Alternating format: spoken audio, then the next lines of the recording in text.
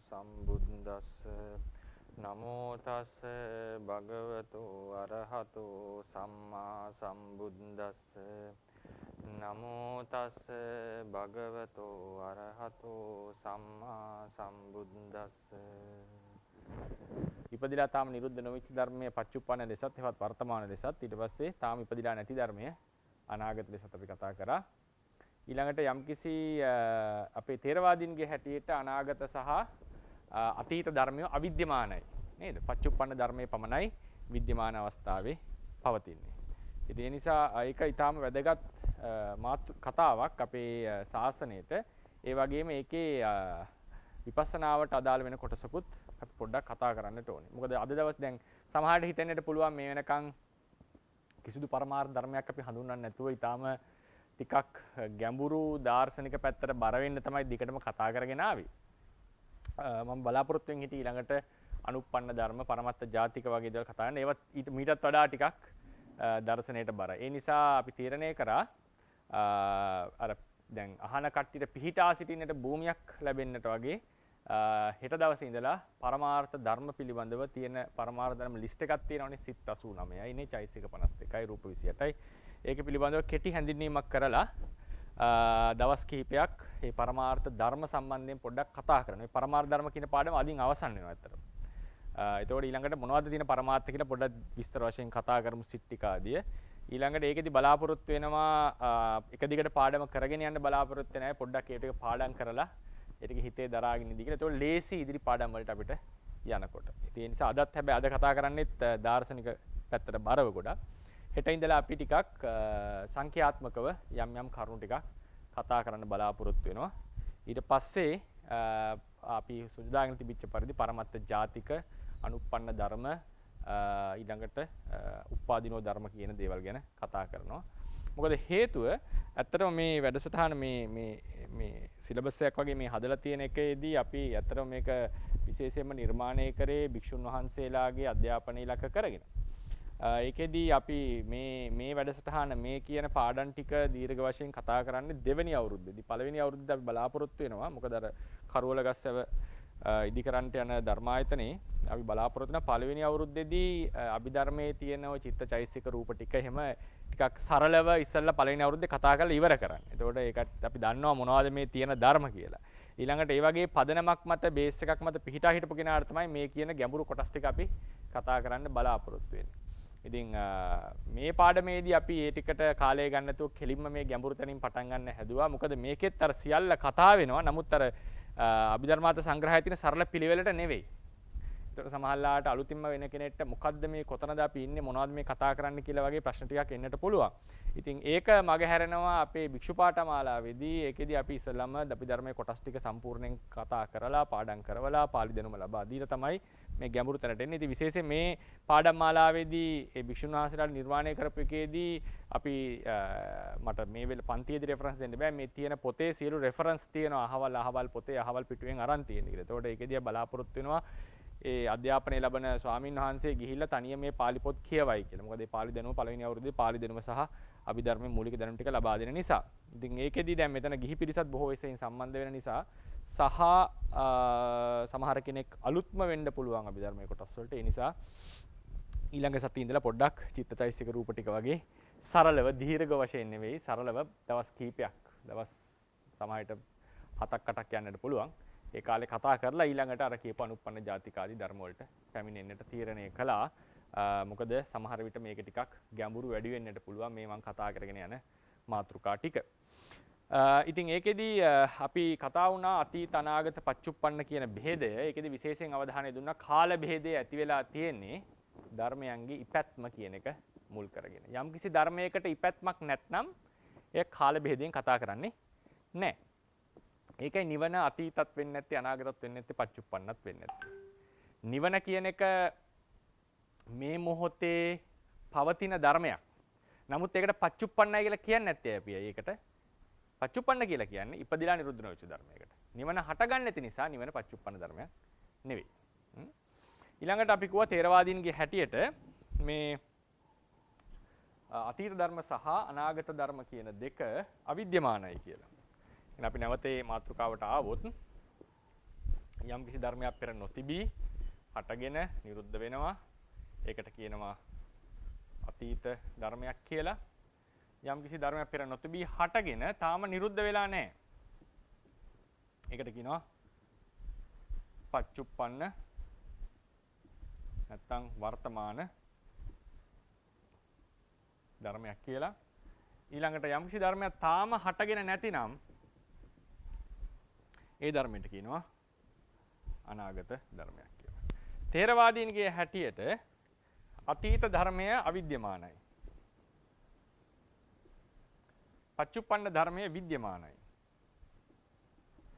අනාගත ධර්මය අවිද්‍යමානයි. මේක විශේෂයෙන් බොහෝ සූත්‍රවල බුදුරජාණන් වහන්සේ දේශනා කළා යදතීතම් පහීනන්තං අපත්තං ච අනාගතං අනාගතං අභූතං අජාතං එහෙම කියලා. ඉතින් පච්චුප්පන්නේ තමයි විද්‍යමාන තැනින් කතා. ඒතකොට විද්‍යමාන කියන වචනේ අර්ථ දෙකක් තියෙනවා. ඒක හොඳින් මතක තියාගන්න. විද්‍යමාන කියලා සමහර තැන්වල මම මෙතෙක් කල් භාවිතා කරේ යම්කිසි ස්වභාව ලක්ෂණයක් තියෙනවා නම් නුවණින් දත හැකි ලක්ෂණයක් තියෙනවා නම් බෙදලා යනකොට අවසානයේ අපිට හමු වෙන ලක්ෂණයක් තියෙනවා නම් ඒක විද්‍යමාන ධර්මයක් කියලා මම කිව්වා නේද? ඒක විද්‍යමාන ධර්මයක්. හැබැයි යම්කිසි ධර්මයක් ඒ වගේම යම්කිසි ධර්මයක් උපාද තිථි භංග කියන අවස්ථා තුනෙන් එකකට හෝ පැමිණ තියෙනවා නම් ඒකත් විද්‍යමාන ධර්මයක් ලෙස හඳුන්වලා තියෙනවා. ඒකේ මම දීපු එකේ ෆුට්නෝට් එකක් ඇති. ඒක මේ මෙතන ඉන්න පිරිසක එකේ වැදිලා නැහැ. ඒකට සමා වෙන්න මේ ෆුට්නෝට් එක. ඒ අතේ තියෙන අයට ඇති ඒ ෆුට්නෝට් එකක් පළවෙනි පිටුවේ වගේ ඇත්තේ. ඒකේ විද්‍යමානත්වය කියන එක මම විස්තර කරලා ඇති. විද්‍යමාන ක්‍රම කිහිපයක් තියෙනවා. ස්වභාව ලක්ෂණයක් පැවතීම එක විද්‍යමාන භාවයක්. ඒ කියන්නේ නම්බර දෙකේ කියනවා මේ නෑ නම්බර 1 ෆුට්නෝට් එකක් දාලා තියෙනවා නම්බර 1 කියලා. ඒක විද්‍යමානයේ කියන පළවෙනි අංකෙම තියෙනවා නේද? විද්‍යමානත්වයේ දක්වන පදයක කියලාදී.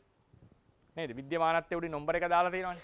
ඒ නම්බර එකේ ෆුට්නෝට් එකක් තියෙනවා. ඒක සොෆ්ට් කොපි එකේ තියෙනවා. හાર્ඩ් කොපි එකේ නෑ. මොකද ඒ printer එකේ print වෙන ප්‍රශ්නයක් තිබුණා colors. ඒකින්ද ඒක ආවේ නෑ.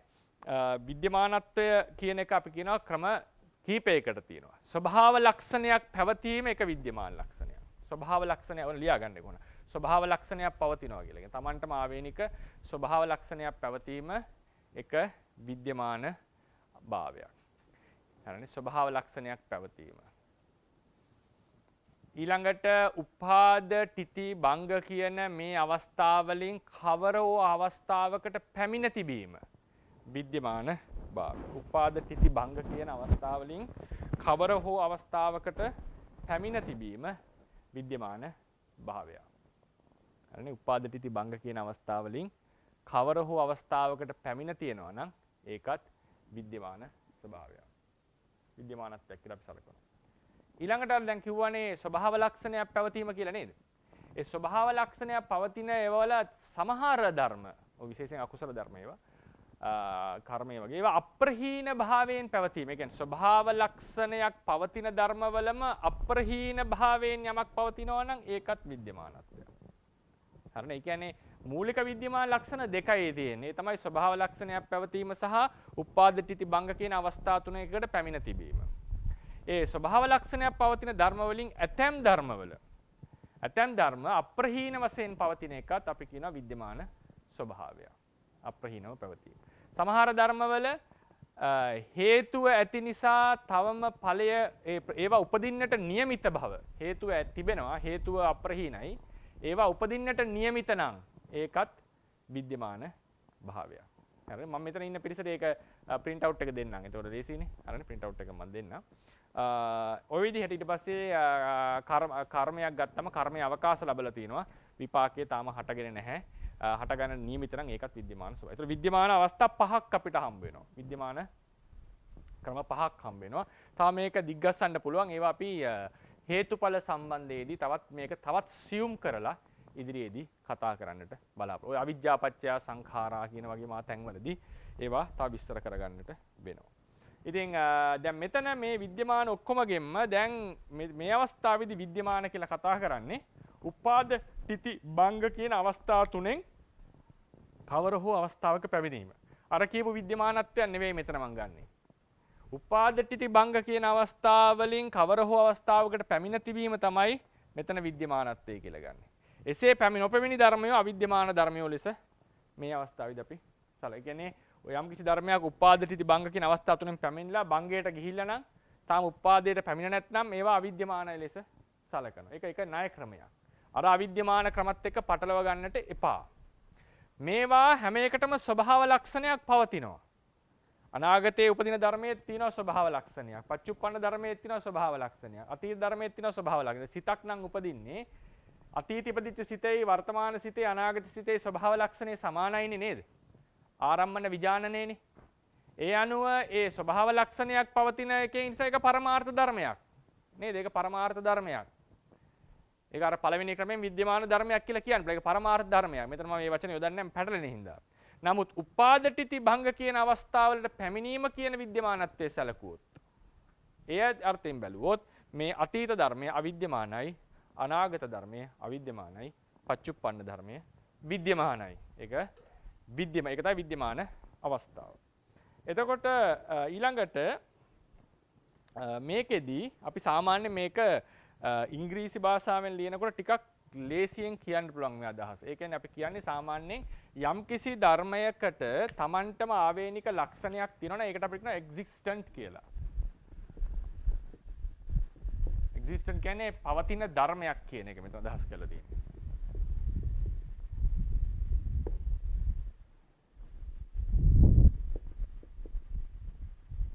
එතකොට ඒකෙදී සමහර එක්සිස්ටන්ස් තියෙනවා ඒ වෙලාවේ විද්‍යමාන. ඒවට අපි කියනවා එක්සිස්ටිං එක්සිස්ටන්ස් කියලා.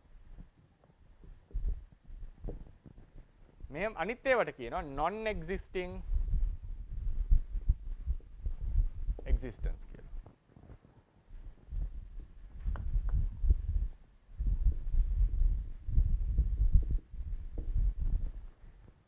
ඒ කියන්නේ මෙයා විද්‍යමානයි කියලා කියන අදහස් කරන්නේ ඒවයි ලක්ෂණයක් තියෙනවා පරමාර්ථ භව තියෙනවා පරමාර්ථ නොවනවා නෙමෙයි මේ කියන්නේ පරමාර්ථ ධර්ම හැබැයි ඒවා විද්‍යමාන භාවයට පැමිණි නොපැමිණි ලෙස බෙදන්නට පුළුවන් existing existent non existing existence කියලා අපි කඩනවා ඒක වචන භාවිතයේ ලේසි එතන මෙතන අපිට කියන්න වෙන්නේ විද්‍යමාන අවිද්‍යමාන පරමාර්ථ විද්‍යමාන පරමාර්ථ කියලා මේක කියන්න වෙන්නේ ඒතකොට ඒ නිසා තමයි අපි හෑන්ඩ් අවුට් එකට ගියොත් ඒ මේ දීපු ලිපියට ඒකෙදී 3 වෙනි පිටුවේ බලන්න 20 වෙනි අංකය යටතේ 20 වෙනි අංකය 3 වෙනි පිටුව අතීත අතීත අතීත කියලා කියන්නේ ඉපද නිරුද්ධ වූ පරමාර්ථ ධර්ම අතීත ධර්ම අවිද්‍යමානයි පච්චුප්පන්න කියන ඉපදී ඇතිමුත් තාමත් නිරුද්ධ නොවූ පරමාර්ථ ධර්ම පච්චුප්පන්න ධර්ම විද්‍යමානයි අනාගත කියන්නේ තාම නොඉපදිනු පරමාර්ථ ධර්ම අනාගත ධර්ම අවිද්‍යමානයි ඊළඟට 21 B එකට 21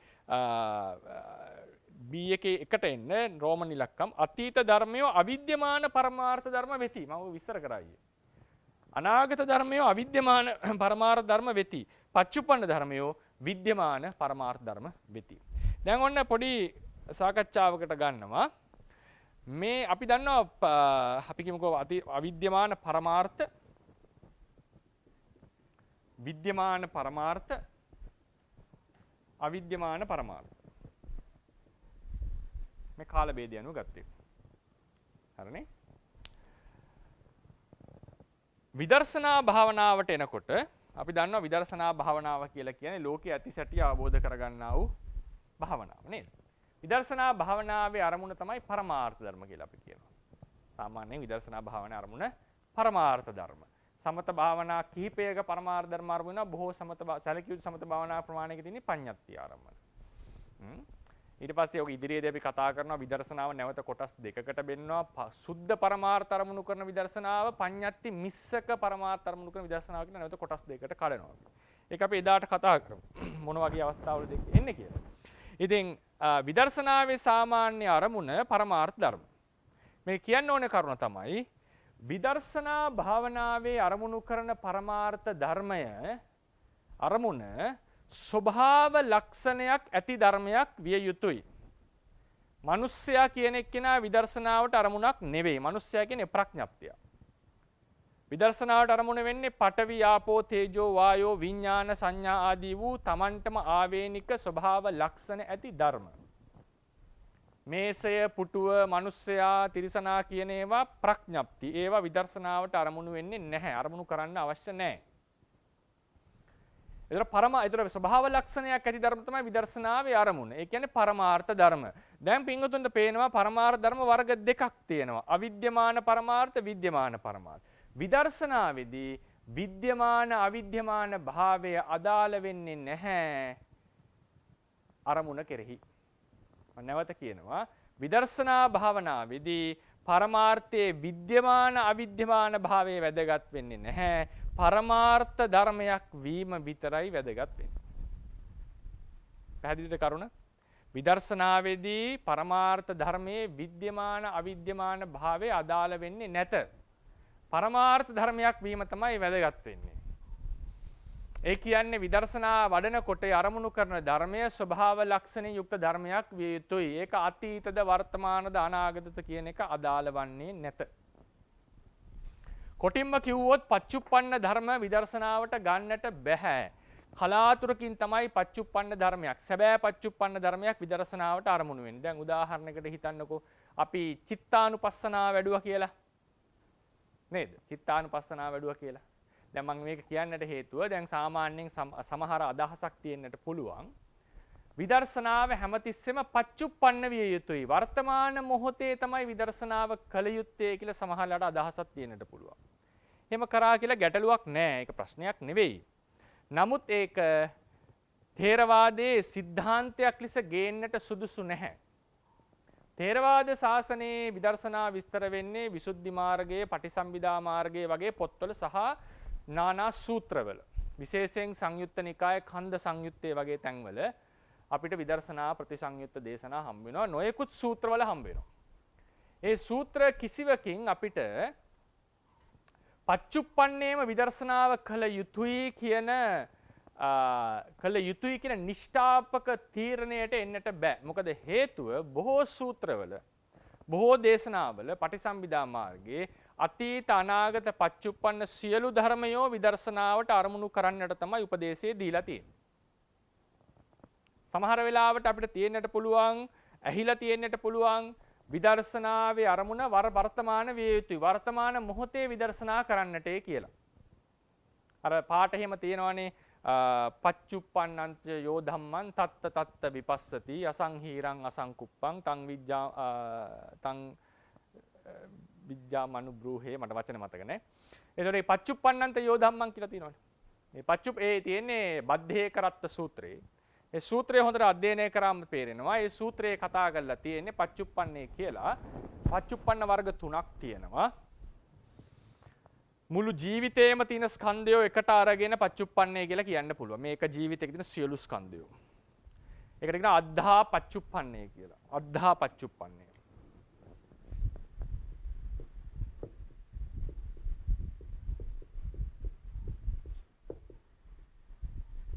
ඊට පස්සේ තියෙනවා සන්තති පච්චුප්පන්නේ.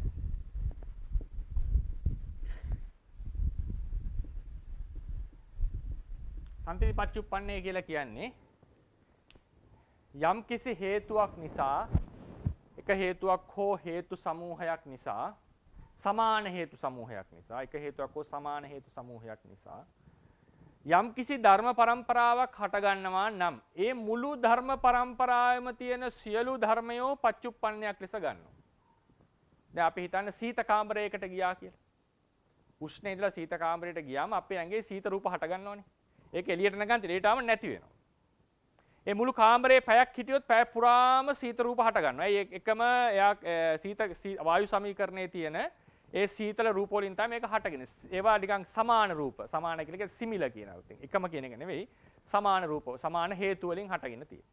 ඒ පැය පුරාවට ඊට එළියට එනකොට ආපහු රූප ටික වෙනස් වෙනවා. පැය පුරාවටම පහළ වෙච්ච සීත රූප කලාප රූප ධර්මයෝ තේජෝ අධික වෙච්ච පහළ වෙච්ච සියලු රූප ධර්මයෝ ඍතුජ රූප ධර්මයෝ සියල්ලක්ම ගන්නේ පච්චුප්පන්නයක් ලෙස. ඒකට කියනවා සන්තති පච්චුප්පන්නේ කියලා. සන්තති පච්චුප්පන්නේ විදර්ශනා කරනකොට ඒ මොහොතේ පහළ වෙච්ච සියලු ඒ වෙලාවේ මොහොතින් මොහොත හට ගන්න නාම රූපයන්ගේ වෙනස් වීම දකින්න අවශ්‍ය නැහැ. සන්තතිය දැන් උදාහරණයකට මම ඇන්දොත් සීත කාමරයට ඇතුල් වුණේ මේ වෙලාවේදී ඊළඟට රූප ධර්ම හටගෙන සීත කාමරයෙන් පිට වුණා. සීත කාමරයට ඇතුල් වෙන්න කලින් යම් රූප ධර්ම ටිකක් පහළ ගත්තා. ඒ පහළ වුණේ වෙනත් ඍතු වලින්. එළියට ගියාට පස්සේ ආපහු අලුත් රූප ටිකක් හටගත්තා. ඒවා හටගත්තේ වෙනත් ඍතුවකින්. ඍතුව කියන්නේ වෙනත් තේජෝ ධාතුවකින්. සීත කාමරේ ඉන්නකොට වෙනත් ධර්මයකින්. මේ සමාන හේතුන් නිසා මේ මුළු සන්තතියම හටගත්ත නිසා මේ සන්තති පච්චුප්පන්නයක් කියනවා මේකට. සන්තති පච්චුප්පන්නයක්.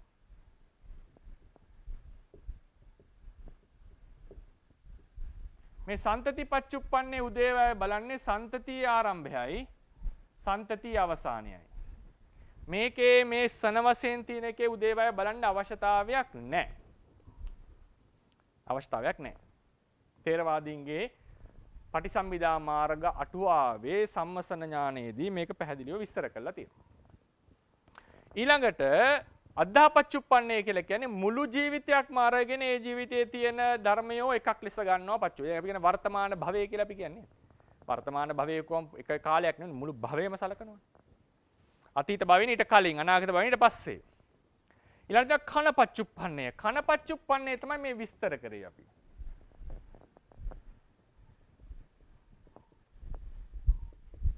කනපච්චුප්පන්නේ. විස්තර කරේ කනපච්චුප්පන්නේ.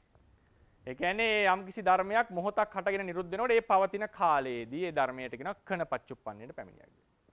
ඊට බද්ධේක රත්ත සූත්‍රයේදී පච්චුප්පන්නංච යෝ ධම්මං තත්ත විපස්සති කියලා සූත්‍රයේ කියවෙන්නේ අද්ධාපච්චුප්පන්නේ ගැන. ඒ කියන්නේ යෝගාවචරයේ මේ ජීවිතේට ඕනම නාම රූප ධර්මයක් ඒ තැන විපස්සනා කරනවා. ඉන්න තැන ඉන්න දිශාවේ විපස්සනා කරනවා.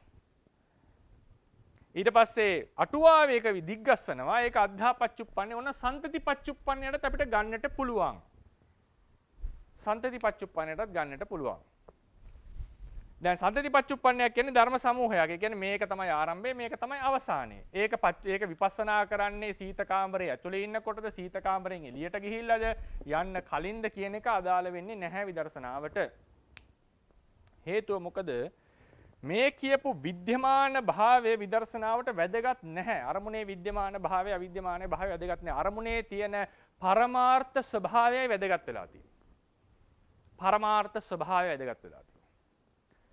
දැන් හිතන්නකො අපි හිතක් විදර්ශනා කරා කියලා. සිතක් අනිත්‍යයි දුකයි අනාත්මයි කියලා. සිතක් අනිත්‍යයි දුකයි අනාත්මයි කියලා විදර්ශනා කරනකොට දැන් අපි හිතමු මේ සිත විදර්ශනා කරන මේ කුසල හිතක් කියලා හිතන්නකො. කුසල හිත විදර්ශනා කරනවා. විදර්ශනා කරනකොට තව විදර්ශනා හිතකින් මේක බලන්න එපා.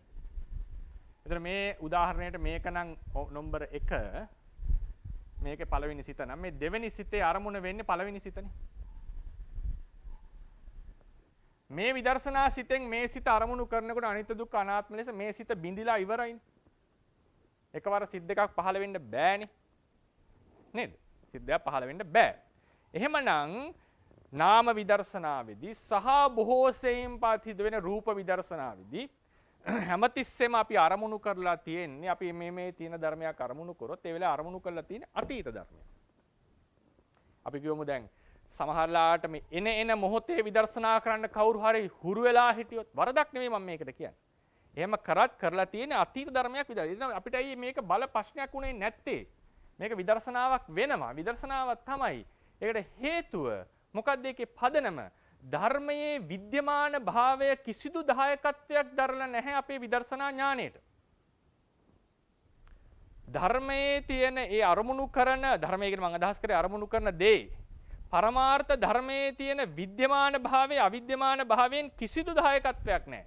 කිසිදු දායකත්වයක් නැහැ අපේ විදර්ශනා ඥානයේ වැඩිවීමට හෝ නොවැඩීමට.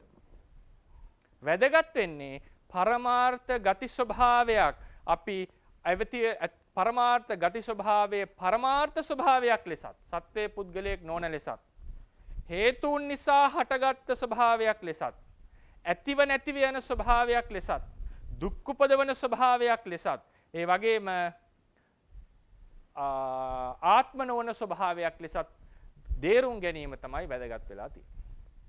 තේරුම් ගැනීමයි වැදගත් වෙලා තියෙන්නේ. විදර්ශනා භාවනාව ආපු වෙලාවේ විදර්ශනා භාවනාව කියන මාතෘකාව යටතේදී අපිට කතා කරන්න පුළුවන් වුණොත් මේ වැඩසටහන ඉදිරියට ඒකෙදි අපි විශේෂයෙන් කතා කරනවා කොහොමද අපි ඒක සූත්‍රානුසාරයෙන් අර්ථ කථානුසාරයෙන් ථේරවාද ශාසනයෙන් කතා කරන්නේ කියලා. සමහර විට හිතලා තියෙන්නට පුළුවන් කෙනෙක්ට දැනලා තියෙන්න පුළුවන් විදර්ශනාව කියලා එක අපි හැමතිස්සෙම මේ මොහොතේ වර්තමාන මොහොතේ සිදු කළ යුතු දෙයක් කියලා. එහෙම එකක් ථේරවාද ශාසනයේ කොහෙවත් නැහැ. දීඝනිකාය අටුවාවේ සඳහන් වෙනවා සාමාන්‍ය ඵල සූත්‍රයේහි ඕන ලියා ගන්න. සාමාන්‍ය ඵල කියන සූත්‍රයේහි සම්පජඤ්ඤ පබ්බේ යටතේ සාමාන්‍ය ඵල සූත්‍රයේ සම්පජඤ්ඤ පබ්බේ ලියන්න වෙන්නේ. සාමාන්‍ය ඵල සූත්‍රයේහි සම්පජඤ්ඤ පබ්බය ඉලෙස් කරමුකෝ. එතන සාමාන්‍ය ඵල අමාරු නම් මේකේ බලා ගන්න. සාමාන්‍ය ඵල සූත්‍රය සම්පජඤ්ඤ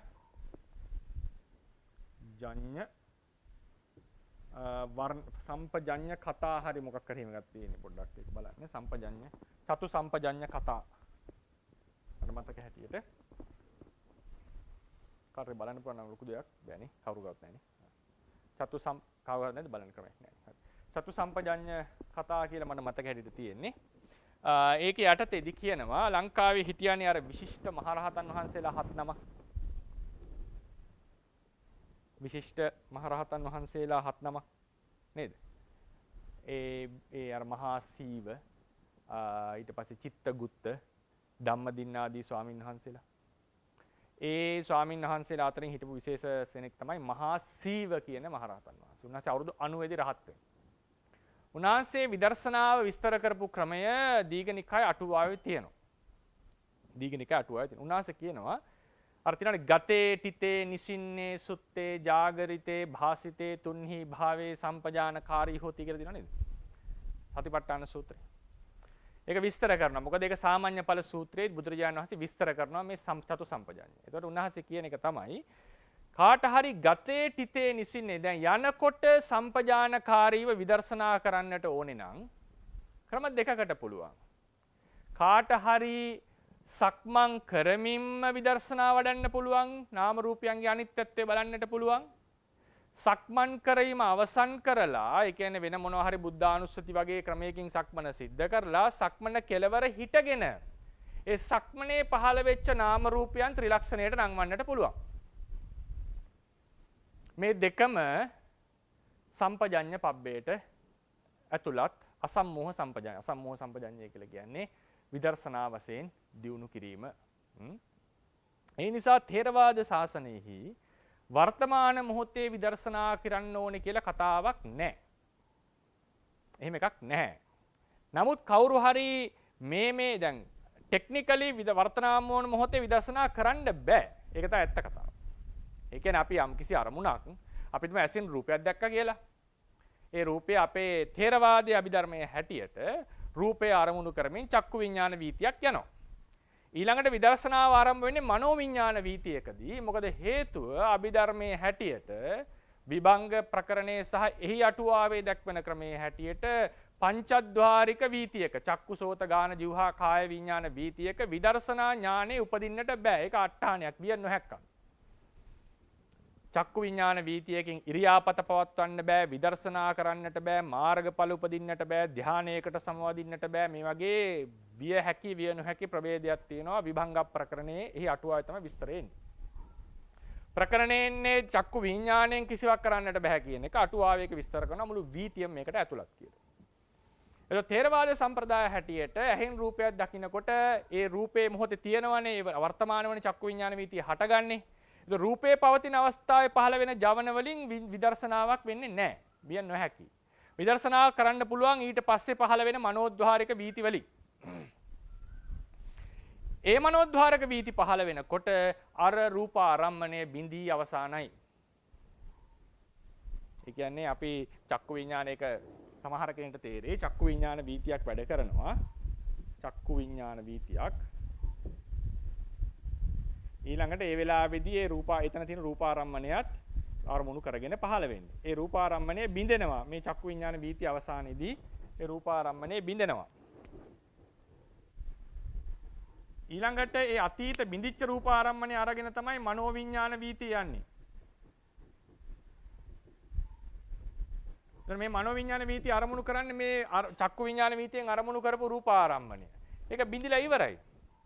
එමන ඒක අවිද්‍යමාන පරමාර්ථයක් අරමුණු කරන්නේ. ඒ නිසා විදර්ශනා කරන්නේ නැහැ සාමාන්‍යයෙන් පච්චුප්පන්න රූප පච්චුප්පන්න. එකම අවස්ථා දෙකකදී වෙන්නට පුළුවන්. සුද්ධ මනෝද්වාරයෙන් සුද්ධ මනෝද්වාරයෙන් තමන්ගේ ඇඟේ තමන්ගේ ශරීරයේ හෝ බාහිර රූපයක් පච්චුප්පන්න රූපයක් අරමුණු කළමින් විදර්ශනාවක් විය හැකි. වෙන කෙනෙක්ගේ සිතක් විදර්ශනාවට ලක් කරනකොට පච්චුප්පන්න මේ දෙක වෙලා සිද්ධ විය හැකි. ඒ වගේ කලාතුරකින් වෙන අවස්ථා දෙකක් තියෙනවා. එහෙම නැත්නම් තේරවාදයේ විදර්ශනාව සිද්ධ වෙන්නේ පච්චුප්පන්න භේදය අතීත අනාගත භේදයක් අවශ්‍ය වෙන්නේ නැහැ. ඒ නිසානේ සූත්‍රවල තියෙන්නේ යං කිංචි රූපං අතීත අනාගත පච්චුප්පන්නං අජ්ජත්තං වා බහිද්ධා වා ඕලාරිකං වා සුකුමං වා යන් දූරේ සම්තිකේ වා සබ්බං රූපං අනිච්චං දුක්ඛං අනත්තා. සීල රූප අපි අරමුණට විදර්ශනාවට ගන්න.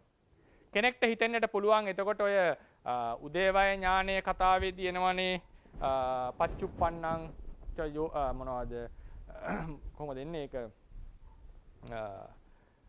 පච්චුප්පන්නානං ධම්මානං විපරිණාමානුපස්සනේ පඤ්ඤා උදයබ්බයානුපස්සනේ ඥානං කියලා පාඩයක් වෙනවා. උදේවයේදී පච්චුප්පන්න ධර්ම අරමුණු කරන්න කියලා. එතකොට අපි කතා කරනවා පච්චුප්පන්න. ඒ පච්චුප්පන්නය ඒක අදහස් කරලා තියෙන්නේ මේ වෙලාවේ හටගෙන තියෙන පච්චුප්පන්නේ කියන අර්ථයෙන් නෙවෙයි. ඒකට තමයි විදර්ශන තේරවාදී අභිධර්මයේ ඉගෙනගත්ත කෙනා විදර්ශනාවට බහින්න කලින් ඉගෙන ගන්න ඕනේ විදර්ශනා ණය ක්‍රමය කියලා එකක් තියෙනවා. තේරවාදී අභිධර්මයේ ඉගෙන ගත්ත කෙනෙක් විදර්ශනාවට බහින්න කලින් ඉගෙන ගන්න ඕනේ විදර්ශනා ණය ක්‍රමයක් කියලා එකක් තියෙනවා. අභිධර්මයේ ඉගෙන ගත්ත කෙනාට නැත්නම් තේරවාදයේ මූලික ධර්ම ඉගෙන ගත්ත කෙනාට පහසුවෙන් ඒක තේරෙනවා. නමුත් එතනදී අපි පොඩි වෙනස්කම් කරලා පෙන්නනවා. මොකද්ද අභිධර්මයේ ඉගෙන ගත්ත පච්චුප්පන්නාදී කතාවයි විදර්ශනාවේදී ඒක කෙසේද බලපාන්නේ? අභිධර්මයේ අපි ඉගෙන ගන්නකොට ගත්ත ආරම්භණය කොහොමද විදර්ශනාවේදී ඒක ආරම්භණයක් වෙන්නේ ආදී ලෙසට පොඩි වෙනස්කමක් අපිට දක්වන්නට තියෙනවා. ලොකු වෙනස්කමක් නෙමෙයි යම් දේවල් පෙන්වන්න තියෙනවා මේ දෙක වෙනස්.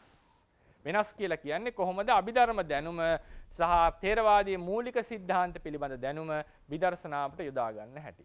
තේරවාදයේ මූලික સિદ્ધාන්ත කියන මුළු කතාව ගත්තම ඒ විපස්සනාවේ කතා කරන්නේ තේරවාදයේ સિદ્ધාන්තයක්. නමුත් අභිධර්මයේ ඉගෙන ගත්ත කෙනාට ඒක පෙන්වන්නට වෙනවා මෙතනදී පොඩ්ඩක් අපි මෙහෙමයි සලකන්නේ කියලා. ඒ නිසා මම ඒ ගැන ඊට වඩා දීර්ඝව කතා කරන්න යන්නේ නැහැ. මට කියන්න අවශ්‍ය උනේ ඒ පච්චුප්පන්න උදේවය ඥාන කතාවේදී එන පච්චුප්පන්නේ කියන එක අපි අර්ථකථනය කරන්නේ තවත් ක්‍රමයකට. ඒක ප්‍රශ්නෝත්තර වේලාවකදී අහුවොත් කියන්නට පුළුවන්. දැන් මම මාතෘකාව ඉහළට යන නිසා කියන්න ඕනුනේ තේරවාදීන්ගේ විදර්ශනාවේදී පරමාර්ථ ධර්මයේ විද්‍යමාන අවිද්‍යමාන භාවයෙන් කිසිදු දායකත්වයක් දීලා නැහැ විදර්ශනා ඥානෙ දියුණුවට. ඊළඟට දැන් මේ අතීත අනාගත පච්චුප්පන්න කතාවට ආවම මේ තව වැදගත් කතාවක් මෙතන කියවෙනවා. මේ ගොඩාක්ම දාර්ශනික ටිකක් දාර්ශනයට බරයි.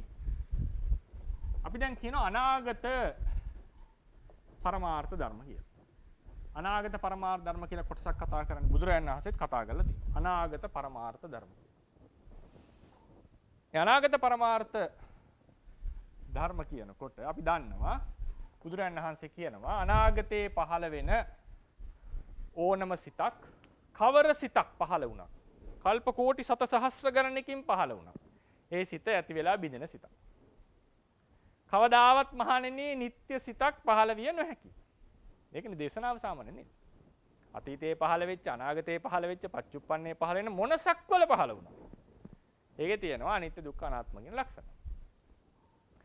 බුදුරජාණන් වහන්සේ ලෝක සත්‍ය අවබෝධ කරපු ශාස්ත්‍රවරයා වශයෙන් උන්වහන්සේ කොහොමද අනාගත පරමාර්ථ ධර්ම සම්බන්ධයෙන් මේ වගේ සීහනාදයක් කරන්නේ? මොකද්ද ඒකට තියෙන හැකියාව? මොකද්ද උන්වහන්සේට තිබිච්ච පදනම? ඒක අපි සාමාන්‍යයෙන් ඔන්න උදාහරණයක් ගමුකෝ. දැන් මේ පෑන අරගෙන බෝඩ් එකට ගැහුවම මොකද වෙන්නේ? සද්දයක් පිට වෙනවා. මම දැන් කියනවා මම ආපහු මේකට ගහනවා කියලා. ඔකටරි මම අහනවා මොකද්ද වෙන්නේ ගැහුවොත් කියලා. ඔය හැමෝම කියනවා සද්දයක් පිටවිය යුතුයි. සද්දයක් පිටවිය යුතුයි කියලා. ඇයි අපි දැන් මේ සිදුවීම මේ ගහනවා කියන සිදුවීම අපි විද්‍යාත්මකව විස්තර කරන්නේ මේක මෙහෙම වුණා මෙහෙම වෙලා මේ ගැටෙනේ නිසා මෙහෙම කැළඹීමක් වුණා මෙහෙම දෙයක් වුණා කියලා අපි විස්තර කරයි. විද්‍යාවෙන් කරන්නේ උනේ යම් කිසි දෙයක් ඇයි කියන එක නෙවෙයි සාමාන්‍යයෙන් විස්තර කරන්නේ මොකද්ද වෙන්නේ කියන එකයි විස්තර කරන්නේ. දැන් උදාහරණයකට අපි ගත්තොත් අපි හිතමුකෝ බිග් බෑන් තියරි එක කියලා.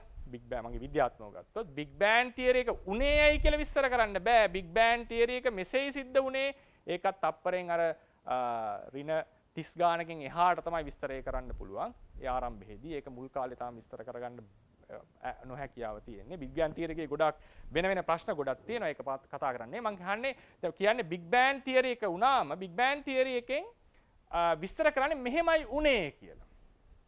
පරිණාමවාදයේ ක්‍රමයෙන් ගත්තොත් සෛලයක් ඇති උනේ ඇයි කියලා කියන්නේ සෛලය ඇති උනේ මෙසේයි කියලා විස්තර කරනවා.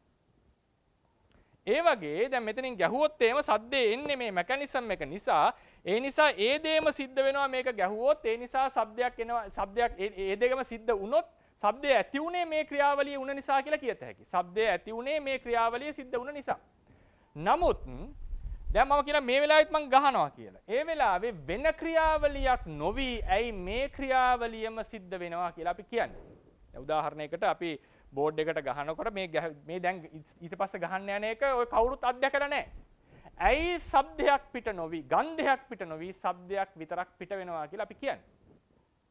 දැන් මම මේ ගැහුවොත් මොකද වෙන්නේ කියලා හැමෝම කියයි ශබ්දයක් පිට වෙනවා කියලා. මොකද්ද ඒ සඳහා තිබිච්ච පදනම?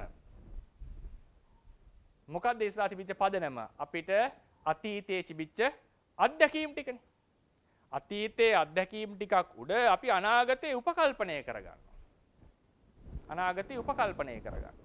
අපි කියනවා ඉර පායන්නේ හෙටත් නැගෙනහිරෙන් කියලා. බටහිරින් පායන්න බැරිමද? මොනවා හරි ලෝකේ අනිත් පැත්තට කරගෙන්න පටන් ගත්තොත් බටහිරින් පායන්න බෑ නේද? එතකොට අපිට තියෙන පෙර අත්දැකීම් උඩ දැන් අපි අතට මේ මොනවා හරි සිද්ධියක් වුණාම අපි ඒ සිද්ධිය පෙර තිබිච්ච අත්දැකීම් උඩ අපි උපකල්පනය කරගන්නවා මේක මෙසේ සිද්ධ වෙනවා කියලා. ඒක වරදක් නෙවෙයි, ඒක හරි. කොහොමද අපිට ඒක ප්‍රෙඩික්ට් කරන්න, උපකල්පනය කරන්න, නැත්නම් ඒක අනුමාන කරන්නට පුළුවන් උනේ? මොකද හේතුව ඒ සිද්ධිය එක්තරා ධර්ම නියාමයක්. ඒ නියාමයේ තමයි විද්‍යාඥයෝ රූපේ සම්බන්ධයෙන් හොයාගන්නේ. ඒ නිසා කියනවා ගලක් උඩ දැම්මොත් බිම්මයි වැටෙන්නේ.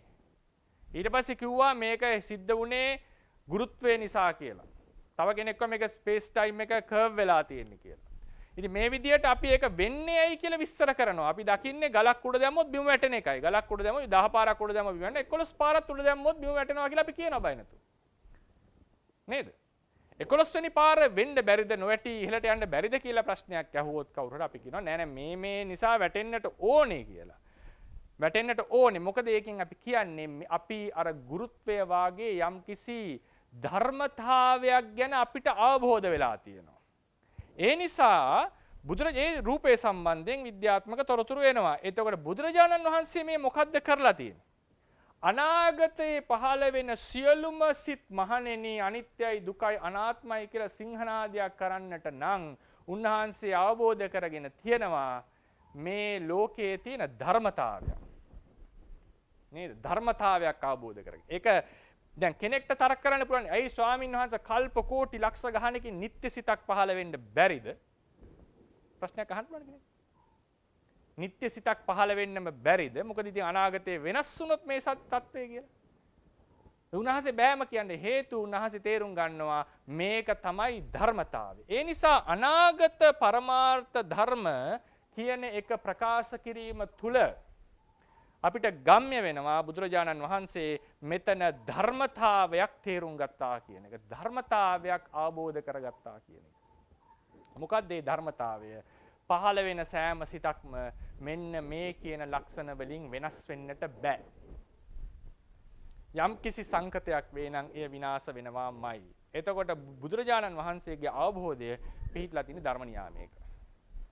ඒකට මේ ධර්ම ඇතුළත් නියාමයයි උන්වහන්සේ තේරුම් ගන්න තියෙන්නේ. කෙනෙක් රහත් වෙනවා කියලා කියන්නේ පින්වතුනි ඒ නියාමයක් තේරුම් ගැනීමක්. ධර්ම අනුසාරයෙන් මේ නියාමයයි තේරුම් ගන්න. රහත් වෙනවා කියලා කියන්නේ මොන පංච උපාදානස්කන්ධයකටවත් ඇලීමක් වන්නේ නැහැ. උන්වහන්සේ බලන්නේ තමන්ගේ පංච උපාදානස්කන්ධයයි බාහිර පංච උපාදානස්කන්ධ කිහිපයක්නේ විදර්ශනාවට ලක් කරන්නේනේ. නමුත් සියලු පංච උපාදානස්කන්ධය කෙරෙහි රාගයෙන් දුර වෙන්නේ නේද? එහෙමනම් මොකද්ද මේ ධර්ම අනුසාරයෙන් විදර්ශනා කිරීම තුලින් මිදීම වෙන්නේ සියලු ධර්ම කෙරෙහි. ඒ නිසා මේ අවබෝධය ඇති කරගන්නේ ධර්ම න්‍යාමයක් කෙරෙහි.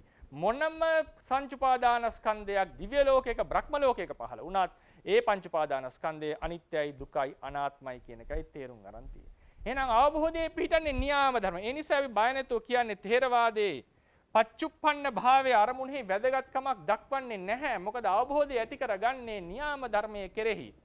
ඒ නිසා අරමුණු කරන්නේ පච්චුප්පන්න ධර්මයක්ද අතීත ධර්මයක්ද අනාගත ධර්මයක්ද කියන එක අදාළ වෙන්නේ නැහැ.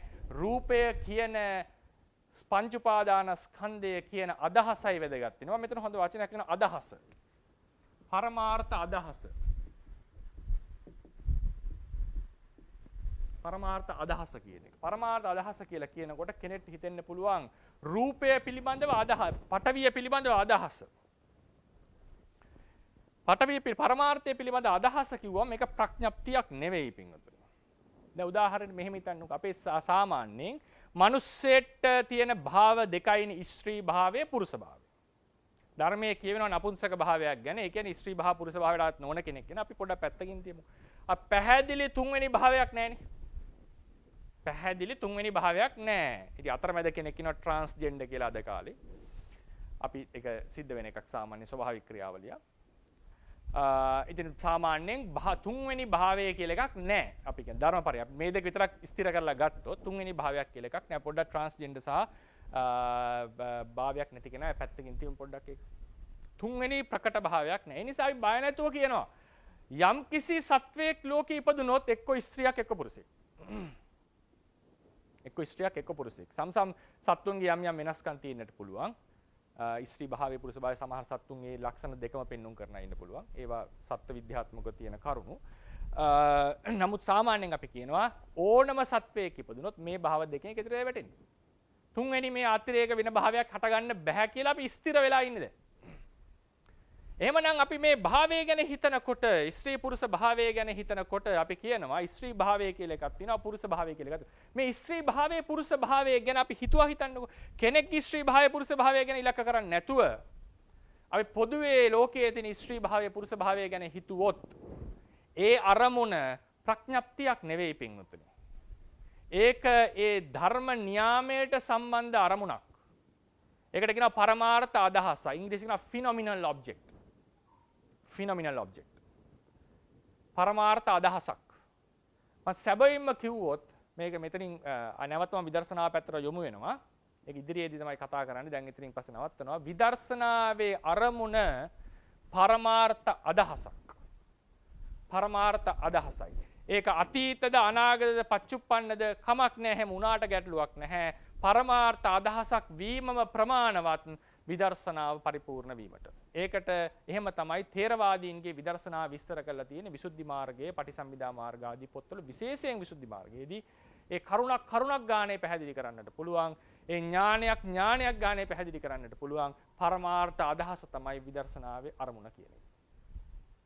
එතන මම ඒකේ මාතෘකාවෙන් ආව එක මම කිව්ව එක දාර්ශනික කතාවක් අද කතා කරන්නේ අතීත අනාගත පච්චුප්පන්න කියලා ධර්ම තුනක් ගැන කතා කරා. අයින් පච්චුප්පන්නේ තමයි විද්‍යමාන. ඊළඟට අපි කිව්වා විදර්ශනාවට විද්‍යමාන අවිද්‍යමාන භාවයෙන් කිසිදු දායකත්වයක් ලැබෙන්නේ නැහැ. අනාගත පරමාර්ථ ධර්මයක් කතා කිරීම තුළ අපි කියලා තියෙනවා මෙතන ධර්ම න්‍යාමයක් වැඩ කරනවා කියලා. ඒ ධර්ම න්‍යාමයට අනුව පහළ වෙන සියලු සිත් සියලු රූපයෝන්ගේ ලක්ෂණය බුදුරජාණන් වහන්සේට ප්‍රෙඩික්ට් කරන්නට පුළුවන්. බය නැතුව සීහනාද කරන්න පුළුවන්. මොන රූපයක් පහළ වුණත් මහණෙනි අනිත්‍යයි දුකයි අනාත්මයි කියලා කිව්වේ ධර්ම න්‍යාමය අවබෝධ කරගත්ත නිසා රහත් වෙනවා යනුත් ඒ ධර්ම න්‍යාමයට සෙන්සිටිව් වෙන එක අවබෝධ කරගන්න එක ඒනුත් ප්‍රකට වෙනවා. ඒකෙදි මම කියන්නේ ඒකේ ධර්ම න්‍යාමයේ වශයෙන් ගත්තම ඒ තියෙන පරමාර්ථ අදහස අර භාවය අනුව පැහැදිලි කරා. ඒ නිසා සිත කියන අදහස පරමාර්ථ වශයෙන් සිතක් තේරුම් අරගත්ත කෙනාට සිත කියන අදහසෙන් සිතක් ඉපිද නිරුද්ධ වෙයි කියන අදහස අරමුණු කරනකොට ඒක අතීත සිතක්ද වර්තමාන සිතක්ද අනාගත සිතක්ද පරමාර්ථ අදහසක්ද කියන එක ප්‍රශ්නයක් නෑ. පරමාර්ථ ලක්ෂණය ඒකේ තියෙනවා නම් ඒක විදර්ශනාවේ අරමුණක් බවට පත් වෙනවා. ඒක ටිකක් ගැඹුරු තැනක් අපි කතා කරේ. ඊළඟට තියෙන්නේ මේ අවසානයේ තව පොඩි කැටස් කොටසක් මම කතා කරන්නට ඕනේ. දැන් මේකේ පැහැදිලි වෙන්නට ඇති කියලා හිතනවා අතීත අනාගත ભેදය සහ ඒකට විදර්ශනාවත් එක්ක ථේරවාදීන්ගේ තියෙන සම්බන්ධය. පරමාර්ථ ධර්ම පාඩම මම අදින් අවසන් කරනවා. ඊට යන්නට කලින් මෙතෙක් වෙලා කතා කරපු මාතෘකාවල යම් කිසි සැකවින් ථේරවාදීන්ගේ තැන පොඩ්ඩක් මට පෙන්වන්නට අවශ්‍ය වෙනවා. ථේරවාදීන් ඉන්න තැන. අපි දැන් මේ වෙනකොට කතා කරලා තිනවා සමහර බෞද්ධ නිකාය කීපයක් ගැන අපි කතා කරා. එකක් තමයි මාධ්‍යමික නිකාය. මාධ්‍යමික නිකාය නාගාර්ජුන ස්වාමින් වහන්සේ විසින් දේශනා කරේ. මේක පිළිබඳව උන්වහන්සේගේ සැබෑ අදහස මොකක්ද කියන එක පිළිබඳව වාද තියෙනවා. සාමාන්‍යයෙන් බටහිර විද්වතුන් පිළිගන්නේ කිසිවක් නැත කියන එක දේශනා කරා කියලා උන්වහන්සේගෙත් සමහර ශ්‍රාවකයෝක විස්තර කරලා තියෙනවා. සාමාන්‍ය අද ඉන්න සමහර ලංකාවේ ඉන්න දාර්ශනික පඬිතයන්, ඒ කියන්නේ උගතුන් සමහරු කියනවා නෑ නාගාර්ජුන ස්වාමීන් වහන්සේ දේශනා කරේ සියල්ලේ ශූන්‍යතාවයක් නෙවෙයි ආත්මේ ශූන්‍යතාවයක් කියලා. ඒක තාම ඩිබේටබල්. ඒක පිළිබඳ අදහස් තියෙනවා. නමුත් පැහැදිලිවම සමහර උන්වහන්සේගේ ශිෂ්‍යයෝ උන්වහන්සේ මොකද්ද කිව්වේ කියන එක ප්‍රකට නෑ ඇත්තටම කියවද්දී. ඒක ඕන පැත්තකට අර්ථකථනය කරන්න පුළුවන්. උන්වහන්සේගේ ශිෂ්‍යයෝ ඉඳලා තියෙනවා මේ කිසිවක් නැහැ කියන තැන. ඒ නිසා මම ඒ ශිෂ්‍යයන්ගේ ස්ටෑන්ඩ් පොයින්ට් එකේ ඉඳලා කියනවා මාධ්‍යමිකයගේ හැටියට පරමාර්ථ ශූන්‍යතාවය විස්තර කරා කියන එක. ඊළඟට අපි කතා කරා යෝගාචාර කියලා නිකායක් ගැන. ඒකේ හැටියට විඥානයේ පමණයි තියෙන්නේ. මේ සියල්ල විඥාණයෙන් ගොඩනගාගත්ත දේවල්. ඊළඟට අපි කතා කරා ථේරවාදීන් ගැන. ථේරවාදීන් කියලා කියන්නේ අපි කතා කරන මේ ධර්ම පරයය. ඊළඟට සර්වස්තිවාදී කියලා නිකායක් කතා කරා. එතකොට දැන් මේකේ හැටියට මාධ්‍යමිකයේ හැටියට කිසිදු පරමාර්ථ ධර්මයක් නැත. මම මේ කියන්නේ මේක ගැන බලන සමහර කෙනෙක්ට හිතෙන්න පුළුවන් මම මේ නාගාර්ජුන පාදයන් වහන්සේගේ දේශනා වැරදි ලෙස අර්ථකථනය කරනවා කියලා. ඒක තාම ඔප්පු නොකරපු සහ උන්වහන්සේගේ සමහර ශිෂ්‍යෝ පැහැදිලිව මේ මතේ ඉඳලා තියෙනවා. පසු කාලීන අර්ථකථාචාරීන් වහන්සේලා උන්වහන්සේලාගේ නිකාය. ඒ නිසා ඒකේ හැටියට කිසිදු පරමාර්ථ ධර්මයක් නැත. පරමාර්ථ ස්වභාවයක් නැත. සංකත පරමාර්ථයෝ නැත.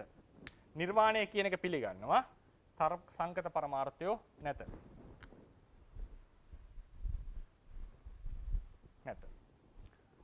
යම් කියන්නේ මොනවත් නැහැ. මේ ඔක්කොම හිස්. මේවා කිසිම පරමාර්ථ ධර්මයක් විද්‍යමාන නැහැ. පරමාර්ථ ධර්මයක් සියල්ල කිසිම පරමාර්ථ ධර්මයක් නිද්‍යමාන නැත්නම් මං හිතන්නට කරුණක් දෙන්නේ ලෝකේ සත්‍ය කියලා එකක් නැහැ. මොකද හේතුව දැන් හිතන්නකො පරමාර්ථය නැහැ කියලා අපි සත්‍යයක් දේශනා කරනවා නම් ඒ සත්‍යයක් නැති වෙන්න බෑ නේද? නේද? කිසිදු ධර්මයක් නැහැ කියලා කවුරු හරි දේශනාවක් කරොත් ඒ දේශනාවක් නැති වෙන්න බෑ. නේද? දේශනාව කරන කෙනත් නැති වෙන්න ඕනේ. දේශනාවක් නැති වෙන කෙනේ කිසිම දෙයක් ප්‍රශ්නයක් නැහැ. ඒ කියන්නේ කිසිවක් නැහැ කියන අර්ථය තියෙන. ඒ නිසා ථේරවාද මනසට කිසිවක් නැහැ කියන තැන ථේරවාදීන් ඉන්න තැනක් නෙවෙයි. කිසිවක් නැත්තම් ඉතින් එහෙනම් ඒක බුදුවරයෙක් දේශනා කරන්න ඕනේ නැහැ. බුදුවරයෙක් නැහැ කියන එකයි කියන්නේ. ශූන්‍යවාදයට ගියොත්. ඒකට තව ප්‍රතිතරක ගේන්න පුළුවන් වෙයි. නමුත් පරමාර්ථ සංකත පරමාර්ථ ධර්මයෝ නැතිනම් ඒක ඇතිද නැතිද අත්ථීති නත්ථීති ඒකෝ ඒ ඇත නැත කියන අන්ත මොකටවත් යන්න හේතුවක් නැහැ. මොකද කිසිවක් නැතිනම් සත්‍යයකුත් ලෝකේ නැහැ. යෝගාචාර දර්ශනයේ හැටියට විඥානයේ ඇත සියලුම ආරම්මණියෝ චිත්ත මාත්‍ර වෙති. ඒ කියන්නේ සිතෙන් ගොඩනගාගත්ත දේවල්. අපි කුටි අරමුණු කරන වෙලාවේ විතරයි කුටිය තියෙන්නේ. අනිත් වෙලාවේ කුටිය නැහැ. මොනවා හරි වනාන්තරයක කොළයක් වැටෙනකොට කවුරුත් බලන් හිටියේ නැත්තම් ඒ කියන්නේ කවුරුත් අත්දකින්න නැත්තම් එහෙම වැටලා නැහැ. බලනකොට දකින්නකොට විතරයි ඒක වැටෙන්නේ. මේක සිතෙන් ගොඩනගාගත්ත දෙයක්. සිතෙන් සියල්ලම සිතෙන් ගොඩනගාගත්ත අදහස් විඥානයේ මතයි ගොඩනගන්නේ. ථේරවාදීන් එතන ඒ අදහසෙත් නැහැ. එහෙමනම් එහෙම වුණොත් එහෙම බුදුරජාණන් වහන්සේ කියන කෙනත් පහළ වෙලා නැහනේ. නේද? බුදුරජාණන් වහන්සේ කියන රූපය උන්වහන්සේගේ අදහසත් අපේ හිතේ ගොඩනැගිච්ච දෙයක් වෙන්නට වෙනවා. නේද? ඒක අර සියුම් මේක සම්බන්ධ කරන්න පුළුවන් පරමාර්ථය. නමුත් කවුරු හරි හිතුවොත් මේ සියල්ල සිතේ ගොඩනැගෙන දේවල් කියලා. ඒ සිතට දැන් ඔය පින්වතුන්ගේ සිතේ තමයි මම හැදිලා තියෙන්නේ. මම නැහැ ඒතකොට සත්‍ය වශයෙන් බාහිර නේද? මේ දේශනාව පළක් නැහැ. එහෙනම් මම මේ දේශනා කරන්නේ මං හිතෙන් ගොඩනගාගත්ත පිරිසකට. සරලයි ඒක. දැන් අපි ගැඹුරට යන්න පුළුවන්. එහෙම නෙවෙයි මෙතන සිත ඒ බාහිර ඇත්තේත් නැත නැත්තේත් නැත කිය යුතුයි කියලා කතාවක් කියවෙන්න පුළුවන්. එහෙම එකක් නෙවෙයි. යමක් ඒ ඇත්තේත් නැත හරි ධර්මතාවයක් තියෙන එක තියෙනවනේ. ඒ නිසා සිතින් නම් මේ දේ ඔක්කොම ගොඩනගාගෙන තියෙන්නේ මේ දේශනාව පළකුත් නැහැ. බුදුරජාණන් වහන්සේත් අපේ හිතේ ඇතිවෙච්ච ධර්මයක් වෙන කෙනෙක් නෙමෙයි. අපි හැමෝගෙම හිතවල හටගත්ත කෙනෙක් බුදුන් කියලා කියන්නේ එහෙමලා. ඒ නිසා ඒ දේශනාවත් ථේරවාදීන් පිළිගන්නේ නැහැ. ථේරවාදීන්ගේ හැටියට සංකත පරමාර්ථ ධර්මය ඇත.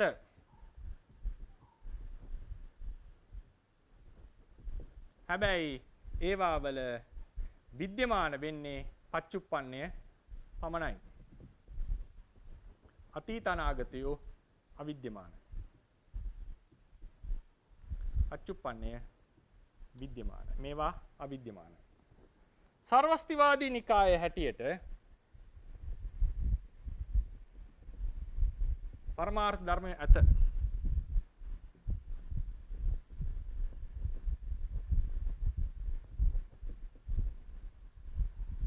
අපදිලා නිරුද්ධ වෙ තියෙනවා පච්චුප්පන්න අනාගත.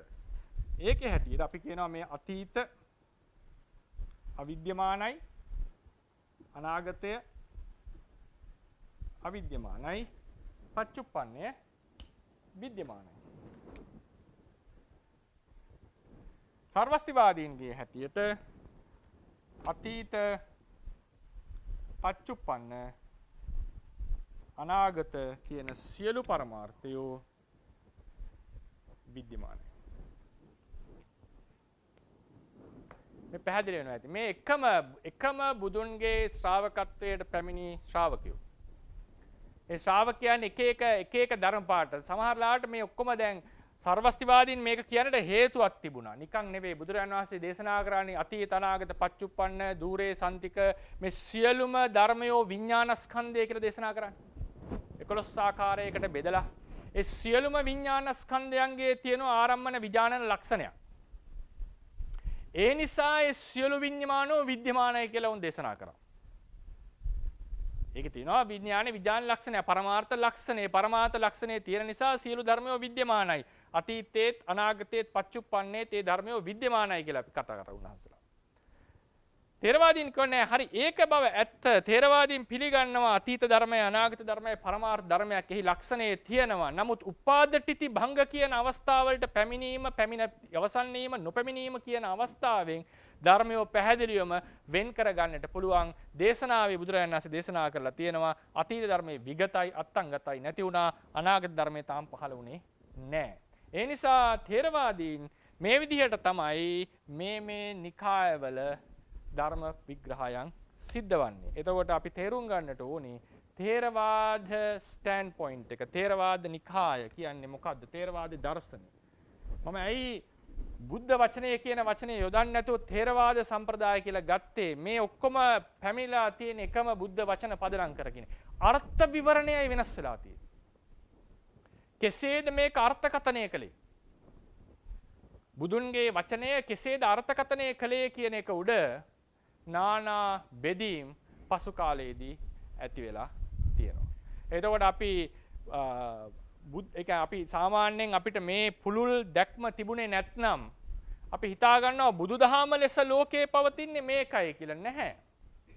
බටහිරට ගිහිල්ලා අධ්‍යයනය කරොත් බටහිර කතා කරනවා සියල්ල හිස් බුද්ධ දේශනාවේ හැටියට කියලා. මේ මොකද්ද? මාධ්‍යමික සියල්ල හිතේ මායාවක් කියලා කියන. මේ මාධ්‍යමික යෝගාචාර දර්ශනයන් තමයි සමහර තැන්වල මුල් බැසගෙන තියෙන්නේ. මේ සර්වස්තිවාදී දර්ශනය ඒක ඊටාම අඩුයි අද කාලේ. මේ දර්ශන දෙක සියල්ල සිතේ මායාවක් කියන එක ගොඩාක් පැතිරිලා තියෙනවා ලෝකේ. ඒකෙන් මම කියන්නේ ඒක හරි හෝ වැරදි කියන එක නෙමෙයි මේ යෝගාචාර දර්ශනයේ මූලයන් ගිහිලා තියෙනවා. සමහරට සියල්ල හිස් කියන මාධ්‍යමික දර්ශනයේ මූලය මේ තමයි බුදුන්ගේ දේශනාව කියලා අර්ථකථනය කරනවා. ඒතකොට අපි මේකෙන් ඉස්සල්ලාම තේරුම් ගන්නට ඕනේ අපි විශ්වාස කරන අපි හිතන ලංකාව වගේ රටවල තියෙන ථේරවාදය කියලා අපි කියනවා. මොකද්ද ථේරවාදය කියලා ඉස්සල්ලා ඉගෙන ගන්න. ඊළඟට ථේරවාදයට වඩා මේක හොඳ නම් ඒක පිළිගන්න එක වෙනම කතාවක්. මගේ කාර්යය කට්ටිය ථේරවාදයේ සමාදන් කරවීම නෙවෙයි. ථේරවාදයේ කවරක්ද තියෙන්නේ කොහොමද මේ පුරාණ සම්ප්‍රදාය ආවේ කියන එක විතරයි දේශකයෙක් ලෙස මගේ තියෙන කාර්යය. මගේ පෞද්ගලිකව තියෙන පුහුණුව තියෙනවා නම් ඒක පෞද්ගලික දෙයක්. දේශකයෙක් ලෙස කියන්නට වෙනවා ථේරවාදීන් අර්ථකථනය කරන්නේ මෙසේ, සර්වස්තිවාදීන් අර්ථකථනය කරන්නේ මෙසේ, අපිට තියෙන තොරතුරු අනුව යෝගාචාර මාධ්‍යමික අර්ථකථනය කරලා තියෙන්නේ මෙසේයි. ඒවා පිළිබඳ ගැඹුරු අවබෝධයක් නැහැ අපිට විශේෂයෙන්. නමුත් අපි දන්න තරමක් අහපු කරපු තොරතුරු අනුව මෙහෙමයි ථේරවාදීන් ඔවුන්ගෙන් වෙන් වෙලා ඉන්නේ කියන එක අපි ඉස්සෙල්ලා කතා කරගන්නට. ඒ නිසා මේකෙන් තේරුම් ගන්නට ඕනේ ථේරවාදීන්ගේ හැටියට අවසන් කරනවා මම සංකත පරමාර්ථ ධර්ම ඇත. හැබැයි පවතින ඊටාම කෙටි කාලයයි සුළු මොහොතයි. ඒ පවතින මොහොතේදී ඔවුන් විද්‍යමානයි. අතීත අනාගත පරමාර්ථ ධර්මයෝ විද්‍යමානයි කියන සංඛ්‍යාවට අපි ගන්නෙ නැහැ. ඊළඟට අපි විශේෂයෙන් කතා කරා ථේරවාද විදර්ශනාවේදී ධර්මයේ තියෙන විද්‍යමාන අවිද්‍යමාන භාවය වැදගත් වෙලා නැහැ විදර්ශනා ඥානයේ ඇතිවීම සඳහා. ඒතර ඊළඟ දවසේ පරමාර්ථ ධර්මය හටගත්ත සැනින් නිරුද්ධ වෙනවා කියන එක කියන්න ඕනේ. ඊළඟ හෙට දවසේ ඉඳලා අපි මේ මොනවද මේ පරමාර්ථ ධර්ම, චිත්තචෛසික රූප ධර්ම කියන ඒවා ලිස්ට් එක නැත්තම් ඒ මොනවද ඒ ලයිස්ට් අපි ටිකක් දවස් ටිකක් අරගෙන කතා කරලා ඊළඟ මාතෘකාවලට යනවා. ඒ නිසා කාට හරි ගැටලු තියෙනවා නම් විමසන්නට පුළුවන්.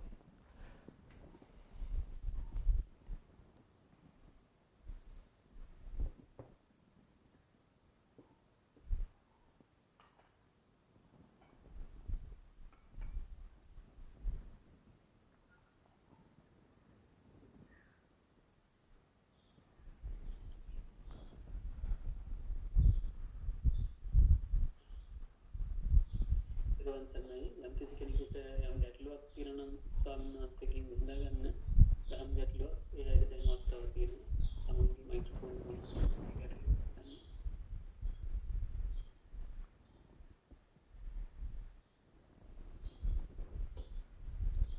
ස්වාමීන් වහන්සේ තෙරුවන් සරණයි. රාජිනේ කියලා කෙනෙක් තෙරුවන් සරණයි. වර්තමාන පච්චුප්පන්න චිත්තචෛතසික ධර්මය විදර්ශනා කළ හැකියි. විදර්ශනා කළ නොහැකි. පච්චුප්පන්න චිත්තචෛතසිකය විදර්ශනා කරනවා නම් බාහිර වෙන පුද්ගලයෙක්ගේ චිත් විතරයි කරන්නට පුළුවන්. මොකද හේතුව සිතක් එකවර සිත් දෙකක් හට ගන්නට බෑනේ. ඊළඟ ෆන්ඩමෙන්ටල් එකක් තමයි ඒ සිතෙන් ඒ සිත දැනගන්නට බෑ. සිතෙන් සිත දැනගන්නට බෑ. ඒකත් ප්‍රධාන නිර්ණායකයක් අපේ තියෙන. ප්‍රධාන සාධකයක්. එතකොට එහෙමනම් යම් විදර්ශනාවක් කරනකොට ඒ විදර්ශනා සිතෙන් ඒ සිත දැනගැනීමේ හැකියාවක් නැත. සිතෙන් සිත දැනගන්න බෑ කියන එක ථේරවාදීන්ගේ තියෙන මූලික සිද්ධාන්තයක්. ඒ නිසා යම් කෙනෙක් සිත විදර්ශනා කරනවා නම් තමන්ගේ සිත ඒ කරන්න වෙන්නේ එක්කෝ අනාගතේ පහළ වෙන සිතක්, එක්කෝ අතීතේ පහළ වෙන සිතක්, එහෙම නැත්නම් සිත කියන අදහස. ඒ නිසා පච්චුප්පන්න සිත තමන්ගේ సంతානයේ පහළ වෙන පච්චුප්පන්න සිතක් කිසි විටකත් විදර්ශනාවට ලක් කර නොහැකි. ඒක තේරෙනවා ඒක හරිද කියලා බලන්න තමයි. හරි. හරි. සාදු සාදු. තේරුවන් සරණයි.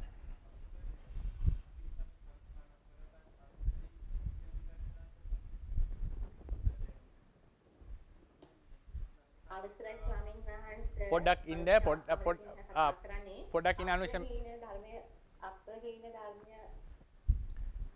පොඩ්ඩක් ඉන්න අනුශමනේ මේ ස්වාමීන් වහන්සේ කෙනෙක් ප්‍රශ්නයක් කරන පොඩ්ඩක් ඉඩ දෙමු. හරි.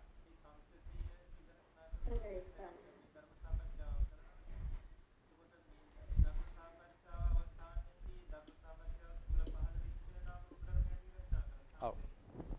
අපේ ස්වාමීන් වහන්සේ අහන්නේ දැන් සන්තතිය පච්චුප්පන්න සන්තති පච්චුප්පන්නයන් ලෙස අපි ගත්තනේ. සන්තති පච්චුප්පන්නයක් අරගෙන අපි කිව්වා දැන් උදාහරණයකට දැන් උන්වහන්සේ අහන්නේ ධර්ම සාකච්ඡා කරන අවස්ථාව. ධර්ම සාකච්ඡා කරා කියන්නේ පැයක් අපි ධර්ම සාකච්ඡා කරන අවස්ථාව. ඊට කලින් වෙන වැඩක් අපි කරනවා. වෙන කෘත්‍යයන්. ඊට පස්සේ ආපහු වෙනස් කෘත්‍යයන්. මෙන්න මේ කාලයේ ඇතුළත තුල කොහොමද විසුද්ධි මාර්ගයට අනුව අපි විදර්ශනාව සිද්ධ කරන්නේ? සාමාන්‍යයෙන් තියෙන්නේ මේ වෙලාවේ පහළ වුණා නම් නාම රූප ධර්මයෝ ඒ නාම රූප ධර්මයෝ මෙතනට ඊළඟ කෘත්‍යයට ගියේ නැහැ. මේ කාලය ඇතුළතදීම නිරුද්ධ වුණා. කලින් වැඩ කරන අවස්ථාවේ පිබිච්ච නාම රූපයෝ මේ තැනට ආවේ නැහැ. ඒවා ඒ තැනම නිරුද්ධ වුණා. ඒ නිසා මේ ධර්මය අනිත්‍යයි දුකයි අනාත්මයි. කොහොම තමයි අපි සම්මසන ඥාණයට ගන්නේ. උදේවය ඥාණයට අරමුණු කරනකොට මේ සන්තතිය පරම්පරාවම එකක් ලෙස අරගෙන මෙතන සංස්කාර පරම්පරාව හටගත්තා. මේ සංස්කාර පරම්පරාව සිඳී ගියා. ඒ නිසා හටගත්තා නිරෝධය කියලා අරමුණු කරා. ඒ වෙලාවේ කාට හරි පුළුවන් නම් මේ මොහොතක් පාසා වෙන එක අරමුණු කරන්න ගැටලුවක් නැහැ.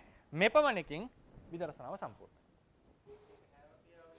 හැම ක්‍රියාවලට අපිට ආරූඪ කරන්න පුළුවන්. හැම ක්‍රියාවලටම ආරූඪ කරන්න පුළුවන්. ඒ කියන්නේ අපි හිතමු ගමනක් යනවා. ගමන් කිරීම, ඉඳගෙන සිටීම, නිදාගෙන සිටීම, ආහාර අනුභව කිරීම, ඒ හැම ක්‍රියාවකටම මේක කරන්නට පුළුවන්. ඒක තමයි සාමාන්‍යයෙන් අපි හිතමුකෝ දැන් ඔය ඕන ක්‍රියාවක් කරලා ඒක ඊටාම වැදගත් ඔය සම්පජඤ්ඤ පබ්බය මම කතා කරපු සාමාන්‍ය ඵල සූත්‍ර අටුවා බලන්නේ ඒක. ඒකේ හැටියට ඕන ක්‍රියාවක් පුළුවන්. ඒ කියන්නේ අපි කවුරු හරි ආරණ්‍යයේ වැඩ කටයුතු කරනවා කියලා හිතන්නකෝ. මොන හරි දෙයක් නිර්මාණය කරනවා, සිවුරක් හදනවා, ගොඩනැගිල්ලක් තනනවා, වතපිළිවෙතක් කරනවා. ඒ වතපිළිවෙත කරන අවස්ථාවේම විදර්ශනා කරනවා හොඳයි. නමුත් ඒක හැමතිස්සෙම කරන්න අමාරුයි. හැබැයි ඒක කරලා ඉවර වෙලා ඒ ක්‍රියාව අරමුණු කරගෙන අපි පැත්තකට ගිහිල්ලා මොහොතක් ඒකේ තිබිච්ච නාම රූපේ විදර්ශනාවට ලක් කරා නම් එපමණකින් ඔහු විදර්ශනා භාවනා කරන යෝගියෙක් බවට පත් වෙනවා. ඒ කියන්නේ අනිත් වැඩ කර අනිත් වෙලාවේ සිහියෙන් කටයුතු කරන්න. ඉතින් අකුසල සිතක් දෙයක් උපදින්නට පුළුවන්. නමුත් ඒ පහළ වෙච්ච සිරු නාම රූපය අල්ලගෙන විදර්ශනා කරනවා කියන්නේ ඒකත් විදර්ශනා භාවනාවක්. නිවන් දකින්නට පුළුවන් විදර්ශනා භාවනාවක්. නිකන් එකක් නෙවෙයි. අකුසල ක්‍රියාවක් සිද්ධ වෙනවා නම් ඒක පවා අපිට ආපහු අල්ලලා විදර්ශනාවට ලක් කරන්න පුළුවන්. කරන්නට පුළුවන්. ඒක තමයි තේරවාදයේ ණය ක්‍රමය.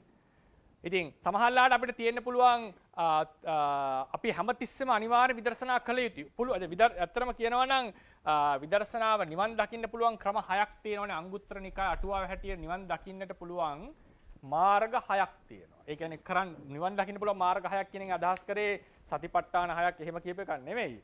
දැන් බුදුරජාණන් වහන්සේ කියලා තිනවා නීවරණයන් උපදින්නේ මේ නිසා නීවරණයන් ප්‍රහාණය කරන්න ඕනේ මෙසේ කියලා ප්‍රතිපදා දීලා තියෙනවා. ඒකෙදි දැන් කියලා තියෙනවා උජුපටිපක්ක වශයෙන් කෙලින්ම ප්‍රතිවිරුද්ධ වශයෙන් කාමරාගය ප්‍රහාණය කරන්න අසුභය. ද්වේෂය ප්‍රහාණය කරන්න මෛත්‍රිය. තීන මිද්දේ ප්‍රහාණය කරන්න වීරිය. ඔහොම දීලා තියෙනවා ප්‍රතිපක්ෂ වශයෙන්.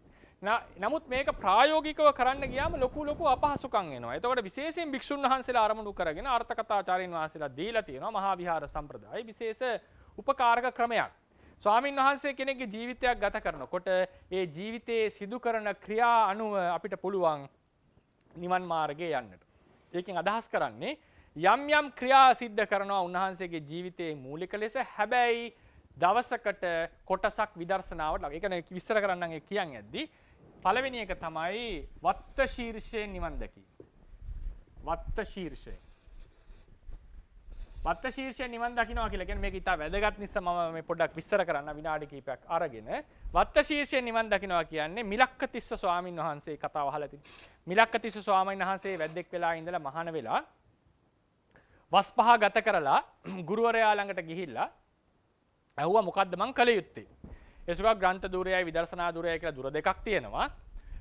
ඒ දෙකේ විස්තර කරාට පස්සේ ස්වාමින් වහන්සේ කියනවා අනේ ස්වාමීනි මම ගොඩක් වයසට ගිහිල්ලා සසර බය දැකලා මහණුනේ මට ග්‍රන්ථ ධූරය කරන්න බෑ මම විදර්ශනා ධූරය වඩන්නම්. ඒ වෙලාවේදී රහතන් වහන්සේ කෙනෙක් කියලා සඳහන් වෙන්නේ පොඩ්ඩක් මයික් එකක් ඔන් වෙලා මං හිතන්නේ සද්ද ඇහෙනවා නිතර. ඉතින් උන්වහන්සේ කියනවා ශිෂ්‍යයාට මිලක්කතිස්ස ස්වාමින් වහන්සේට ඔබ නිතරම සංඝයාගේ වත් කරන්න. නිතරම සංඝයාගේ වත් කරන්න. එතකොට මේ ස්වාමීන් වහන්සේලා දීලා රහතන් වහන්සේට දෙන්නේ මේ අවවාදය සම්පූර්ණයෙන් වත් කරන. ඉතින් එක පන්සලක එක දවසක් වත් කරනවා සම්පූර්ණයෙන් මුළු පන්සලම අතු ගන්නවා. ඊළඟ දවසේ තව පන්සලකට යනවා. කතරගම වෙහෙර ඊට පස්සේ තිස්ස මහාරාමය සිතුල්පව්ව මේ වගේ බාරයෙන් මාරට ගිහිල්ලා නිතරම වත් කරනවා. හැබැයි උපදේශය තමයි වත් නොකරන අවස්ථාවල රාත්‍රියේදී කසින භාවනා විදර්ශනා භාවනා වගේ විවේක වෙලාවේ වඩන්නට ඕන. එහෙම වඩාගෙන ගිහිල්ලා මොකද වත් කරනකොට වත් ලනුවනේ හිතන්නේ හැමතිස්සෙම සංඝයාගේ පිරිසුදු කිරීමක්, උපකාර කිරීමක්, කුසලසිත වර්ධනය වෙන්නේ. ඒ වසරේජට කුසලසිතෙන් නීවරණ යටපත් වෙනවා. ඊළඟට ඒ පදනමේ ඉඳලා ඒ කරපු වත්පිළිවෙත් සියල්ලක්ම විදර්ශනාවට ලංවනවා. ඒක තුලින් උන්වහන්සේ අන්තිමට අරිහත්ත්වේ සාක්ෂාත් කරනවා. දෙවෙනි ශීර්ෂය තමයි දුතාංග ශීර්ෂය. දුතංග ශීර්ෂයෙන් කියන්නේ සමහර ස්වාමීන් වහන්සේලා දුතංග කියන කොටස් නිතර නිතර ප්‍රගුණ කරනවා. දුතංග වඩනවා කියන එක ලේසි නැහැ. ඒ සඳහා ලොකු වෙහෙසක් දරන්නට ඕනේ. දේවල් සිද්ධ කරගන්නට ඕනේ. එහෙම හිතන තරම් ඒක ලේසි නෑ. ඒකට ලොකු සමහරට වායාමයක් ගන්න. දුතංග රකින්න ස්වාමීන් වහන්සේලා දන්නවා. ඒක සඳහා යම් කැපකිරීම කරන්නට ඕනේ. සහ ඒක ආරක්ෂා කරන්න හිත යොදලා තියෙනවා. ඊට අමතරව Tamanට ලැබෙන හැම අවස්ථාවෙම විදර්ශනා වල. විදර්ශනා නුවර නිවන් දැකීමක් නෑ. ඒ නිසා ලැබෙන අවස්ථාව විදර්ශනා කරනවා. මූලික කෘත්‍යය තමයි දුතංග ශීර්ෂය, දුතංග ආරක්ෂා කිරීම. මහා සීව කියන මහරහතන් වහන්සේගේ අරිහත්ත්වය ගැන කියන්නේ දුතංග ශීර්ෂයෙන් නිවන් දැක්ක කියලා. තුන්වෙනි එක තමයි ග්‍රන්ථ ධුරයෙන්, ග්‍රන්ථ ශීර්ෂයෙන්. ග්‍රන්ථ ශීර්ෂයෙන් කියලා කියන්නේ ධර්මයේ ඉගෙන ගන්නවා, ධර්මයේ කටපාඩම් කරනවා, ධර්මයේ උගන්වනවා, දවසම මේ විදිහට ගත කරනවා. ඒකට කෙලෙස් උපදින්නේ නැහැ. කෙලෙස් යටපත් වෙනවා. ඊළඟට ලැබෙන විවයකයේදී විදර්ශනා භාවනාව වඩනවා. සමත විදර්ශනා වඩනවා. අපේ ලංකාව හදන්නේ මලියදේව මහරහතන් වහන්සේ. මලියදේව මහරහතන් වහන්සේ ග්‍රන්ථ ශීර්ෂයෙන් ඉගෙන ගන්න අතරතුරේදී තමයි නිවන් දකින්නේ තුන්වෙනි වස්සානයේදී. ඊළඟ කතාව තමයි සමත ශීර්ෂයෙන්. සමත ශීර්ෂයෙන් කියන්නේ දවසම වැඩිපුරම වඩන්නේ සමත භාවනාව, ධානය වලට සමවදිනවා, බුදු ගුණ වඩනවා, නිතර මේක වඩලා දවසේ යම් වෙලාවක් විදර්ශනා වඩනවා. ඒ ප්‍රමාණයේ ශක්තිය කරගෙන නිවන් දකින්න. බොහෝ ස්වාමීන් වහන්සේලා එහෙම වැඩලා තිනවා. ඊළඟට තමයි විදර්ශනා ශීර්ෂය. විදර්ශනා ශීර්ෂය කියන්නේ දවසම විදර්ශනා වඩනවා. දැන් ඔය පාවොක් වගේ භාවනා මධ්‍යස්ථාන විශේෂයෙන් සමතේ දිගටම වඩනවා. ඉතින් සාමාන්‍යයෙන් සමතේ වඩලා විදර්ශනාවත් වඩනවා කලින්. දැන් අපේ මහාසී කියන වගේ මෙඩිටේෂන් සෙන්ටර්ස් වලට ගියාම දවසම විදර්ශනා වඩන දෙනවා සෑම ඉරියව්වකම. ඒ වගේ කවුරු හරි දිගටම විදර්ශනා වැඩුවොත් ඒකනොත් නිවන් දකින්නට පුළුවන්. 6 වෙනි එක තමයි නව කර්ම ශීර්ෂය. නව කර්ම ශීර්ෂයෙන් කියලා කියන්නේ විහාරයේ ඉදිකිරීම කරනවා. ඊට පස්සේ සිවුරු මැසීම්, පඳු පෙවීම ආදී කෘත්‍ය, ගොඩනැගිලි ඉදිකිරීම වගේ කෘත්‍ය. මේවා කුසල හිතෙන් යම් කෙනෙක් කරනවා නම් සංඝයා වෙනුවෙන් අනුන්ට උපකාර කිරීම වශයෙන් ඒ වෙලාවේදී කෙලෙස් හට ගන්න තියෙන ඉඩ අඩුයි. ඒක පරිස්සමෙන් කරන්න ඕනේ. මේ හැම එකක්ම පරිස්සමෙන් කරන්නට ඕනේ. තමාට මානෙ ඇති වෙන්න පුළුවන්. ඒ වගේ කෙලෙස් වලට ඉගෙන ගත්තා කියලා මානෙ ඇති වෙන්න පුළුවන්. විදර්ශනා භාවනා කරන කෙනෙක් සංඝයාට උදව් කරන්න නැති කෙනෙක් වෙන්න පුළුවන්. ඒ වගේ ඒකේ හට ගන්න පුළුවන් කෙලෙස් ඔක්කොම ගානට බැලන්ස් කර මේ ක්‍රමයට යනවා නම් හැබැයි හැමෝම විදර්ශනා වැඩි යුතුයි. එක ස්වාමීන් වහන්සේ කෙනෙක් පළවෙනි වස්සානයේදී වස් එකක් වගේ වෙනකොට හෝ වසක් නැතුව ඉන්නකොට සිවුරු ඇර යන්න හිතනවා. ඊළඟ ස්වාමීන් වහන්සේ ගාඩ ගුරුවරයා ගාවට ගිහලා මේක කියන්න ඕනේ කියලා පැත්තකටලා බොහොම උකටලි වෙලා ඉන්නකොට නිකන් මූණ එල්ලගෙන වගේ ඉන්නකොට ගුරුවරයා අහනවා මොකද කියලා. ස්වාමීනි මට දැන් එපා වෙලා අපිට ගෙදර යන්න ඕනේ. ස්වාමීන් වහන්සේ මොනවත් උපදෙස් දෙන්නේ නැහැ. කියනවා මම හරි මහලුයි. මට කුටියක් හදලා දෙන්න.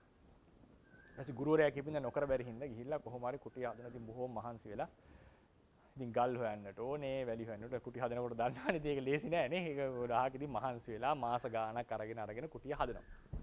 හදලා ඉවරලා දැන් ඉතින් හොඳටම ලස්සනට පොළොව සකස් කරලා සම කරලා හදලා ගුරුවරයා ගාවට ගිහින් ස්වාමීනි කුටිය හදලා ඉවරයි.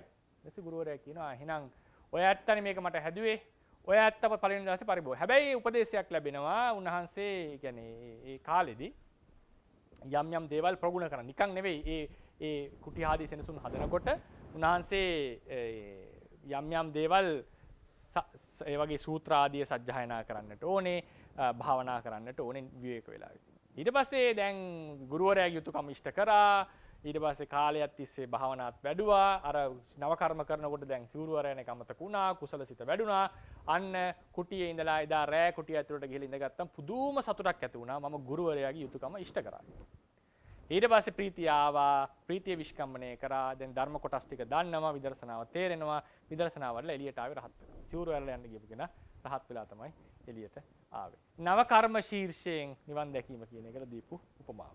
7 වෙනි කොටසක් ඉන්නවා. ඒ 7 වෙනි කොටස සාමාන්‍යයෙන් අපි වගේ අයට වළඳක් වෙන්නේ. ඒ කියන්නේ සුද්ධ සත්වයෝ කියලා කියන්නේ. සුද්ධ සත්වයන්ගේ නිවන් දැකීම. උදාහරණය මහා කාශ්‍යප බද්ද කාපිලානි. දෙන්නා බ්‍රහ්ම ලෝකෙ ඉඳලා ආවේ. අඹුසැමි යුවලක් වෙලා හිටියත් කාම රාගය උපදවා ගත්තේ නැහැ. පිරිසුදු සත්වයෝ ලෙස වාසය කරලා මහාන වෙලා ඒ කෙලෙස් උපදවන්නේ නැතුවම අරිහත්ත්වය සාක්ෂාත් කළා දෙන්නම. ඉතින් ඒ නිසා මේ තමයි නිවන් දකින්න තියෙන ක්‍රමවේද. ඊට පස්සේ අපි ආයසුන් අහපු ක්‍රමයට අපි යම්කිසි ක්‍රියාවක් කරලා ඒක විදර්ශනාවට දැන් මේ වලින් තමයි අපිට තියෙන්නේ. ඒ කියන්නේ අපි ඉගෙනගෙන ඒ ගිහිල්ලා ඉගෙනගත්ත අවස්ථාවේ පහළ වෙච්ච නාම රූප ධර්ම විදර්ශනා කරන්න පුළුවන්. එයා විදර්ශනාට වැටෙනවා. ඊට පස්සේ බුදුරණන් වහන්සේ කියලා තිනවනේ චිර කතම්පි චිර භාසිතම්පි සරිතා අනුස්සරිතා හෝති කියලා සති නේපක්කේ ගැන කතා කරද්දී. අටුවාවේ විස්තර කරන්නේ මෙහෙමයි. චිර කතම්පි චිර භාස බොහෝ කලින් කරපු අතුපතු ගෑම් ධර්ම දේශනා කිරීම ආදිය සිහි කරන්න ඕනේ භික්ෂුවක්. හැබැයි සිහි කරන්න ඕනේ විදර්ශනා ප්‍රඥාවෙන්. කෙසේද? ඒ වෙලාවේ පහළ වූ නාම රූපයෝ ඒ තැනම නිරුද්ධ වුණා. ඒවා මෙතනට ආවේ නැහැ. සත්වයක් නෙවෙයි, පුද්ගලයෙක් නෙවෙයි, ආත්මයක් නෙවෙයි කියලා Taman කරපු ක්‍රියාවන් විදර්ශනා සංප්‍රයුක්ත සිතෙන් අරමුණු කරන්න ඕනේ විදර්ශනා ශීර්ෂය. ඒක නාත කරන ධර්මයක්. ඒ නිසා තේරවාදීන්ගේ හැටියට ඒ කරපු ක්‍රියාවන් ඒ තැනම ඊට පස්සේ කරන වෙලාවෙත් විදර්ශනා කරන්න පුළුවන්, කරලා අවසන් වෙලාවත් විදර්ශනා කරන්න පුළුවන්. කරන වෙලාවේ කළත් ආයසුන් කනපච්චුප්පන්නයට මෙහෙමයි. ඒ කරන වෙලාවේ කරනකොට ඒක අපි කිව්වේ අපිටම කරන වෙලාවේ සිත අරමුණු කළත් අපි දැන් මේ සිත අපි යම්කිසි අපි හිතමුකෝ ඇවිදින සිතක් කියලා, කතා කරන සිතක් කියලා. ඉතින් මේ කතා කරන සිතෙන් බෑනේ ඒ සිත විදර්ශනා කරන්න. ඊළඟ විදර්ශනා සිතකින් අපි විදර්ශනා කරන්න පුළුවන්. එතකොට ඒක අතීත වෙලා. එතන කනපච්චුප්පන්නේ විදර්ශනාවක් වෙන්නේ නැහැ කොහෙවත්. ඒක වෙන්න බෑ. ඒ කියන්නේ සිතක් සම්බන්ධයෙන්ම විය නොහැකි කවදාවත්. ඉතින් අපි සාමාන්‍යයෙන් කියලා ඇහෙනවා ඇති ඒ මොහොත විදර්ශනා කරන්න කියලා. ඒ වෙලාවෙත් කරලා තියෙන්නේ මේ ඒ කලින් කරපු යම විදර්ශනා කරලා තියෙන්නේ. පූර්ව සිතෙන් විදර්ශනානේ කරලා තියෙන අපි දැන් මේ ඒ සාමාන්‍ය එහෙම කරත්. ඉතින් මේකේ වෙන්නේ මේක චිත්තක්ෂණ කී දැන් මෙතන කතා කරන සිත් පහළ වෙලා ඊට පස්සේ භවාංග සිත් එහෙම පහළ වෙලා තමයි ඉතින් විදර්ශනා සිත පහළ වෙන්නේ. එකපාර එක ජවන වීතිය එක සිත් දෙකකින් විදර්ශනා කරන්න බෑ. මොකද එක ජවන වීතියේ එක අරමුණයිනේ තියෙන්නේ. නේද? වීතියක් එතනක් තියෙන්නේ ඇත්තටම ගත්තම එහෙම අරමුණු කරනකොට සන්තතියක් තමයි අරමුණු වෙන්නේ. ඊට පස්සේ මේකෙන් ඔන්න විදර්ශනා ලක් කරනවා. ඉතින් දැන් මෙතන කාලය කොහොමද ගිහිල්ලා ඉවරයි. මේ කාලයම පැයක් දෙකක් විනාඩි ගාණක් පරක් වුණා කියලා කිසි ගැටලුවක් නැහැ. මොකද මේ අතීත ආරම්භණයක් තමයි අපි තාමත් අරමුණු කරලා තියෙන්නේ. ඉතින් මේක තව ටිකක් එක්ස්ටෙන්ඩ් වෙලා මුළු ගමනම ඉවර කරලා ඉතින් විදර්ශනා කරා කියලත් ඒ වෙලාවෙම කරා කියලත් මේ දෙකේ කිසිදු වෙනසක් නැහැ. හොඳට Tamanට අරමුණු කරන්න පුළුවන් එච්චරයි. ඒ නිසා කිව්වේ විද්‍යමානත්වයෙන් කිසිදු දායකත්වයක් දීලා නැහැ විදර්ශනා ඥානයේ ප්‍රෝග්‍රස් එකට. ඔව්. ස්වාමීනාස කෙනෙක් අනුශමයන්යන්ට ඊළඟ අවස්ථාව දෙන්නම්. ස්වාමීනාස කෙනෙක් අහනවා ද්වේෂයක් තියෙනවා ඒ වෙලාවේ අපි ද්වේෂය යටපත් කරනවා. මේක හොඳ ප්‍රශ්නයක්. ඒකත් ඉතා වැදගත් ප්‍රශ්නයක්.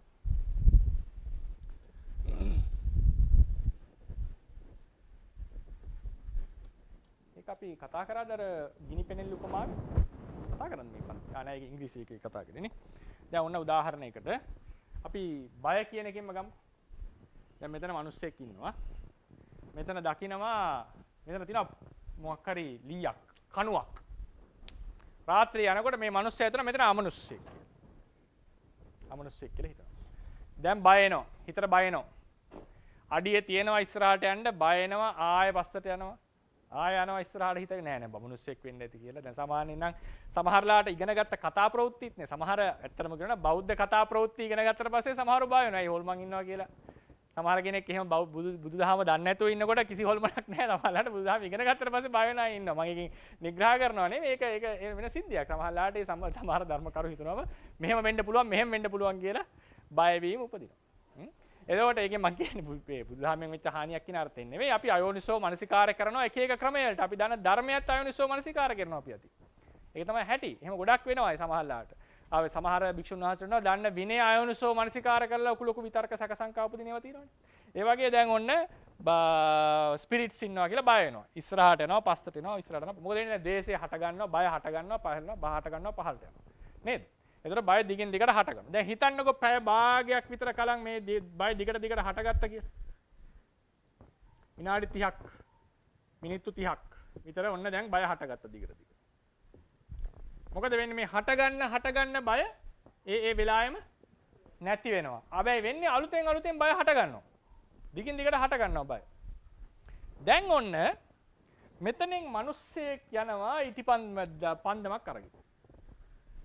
මෙතනින් මිනිස්සෙක් ගියා. පන්දමක් අරගෙන ගියා. මොකද වෙන්නේ? දැක්කා කණුවක් කියලා. මොකද උනේ? බය නැති වෙලා ගියා. මොන බයද නැති උනේ? මොන බයද නැති උනේ? දැන් ඔන්න හිතන්නකෝ 30 වෙනි විනාඩිය අන්තිම තප්පරේ අන්තිම බය වෙන හිත කියලා බය වෙන හිත කියලා හිතන්න. අන්තිම හිත කියලා හිතන්න. ඒ හිත ඇති වෙලා නිරුද්ධ වුණා.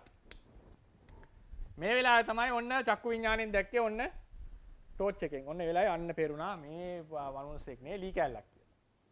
දැන් මේ බය දැන් ඊට පස්සේ චක්කු විඥාණයෙන් අපි මෙහෙමද චක්කු විඥාණයෙන් මේක දැක්කා. චක්කු විඥාණය කියලා හිතන්න මේ. චක්කු විඥාණයෙන් දැක්කා ඇත්ත දර්ශනය. චක්කු විඥාණයෙන් දුටුවා. දැන් මේ චක්කු විඥාණය පහළ වෙනකොට කලින් පහළ වෙච්ච බය තියෙනවද? නිරුද්ධ වෙලා. දැන් උනේ මොකද්ද? චක්කු විඥාණයෙන් දැකීම නිසා ඊට පස්සේ නිර්භය සිත් පහළ වෙනවා. ඊට පස්සේ නිර්භය සිත් ටිකක් පහළ වෙනවා. බය නැති සිත් ටිකක් පහළ වුණා.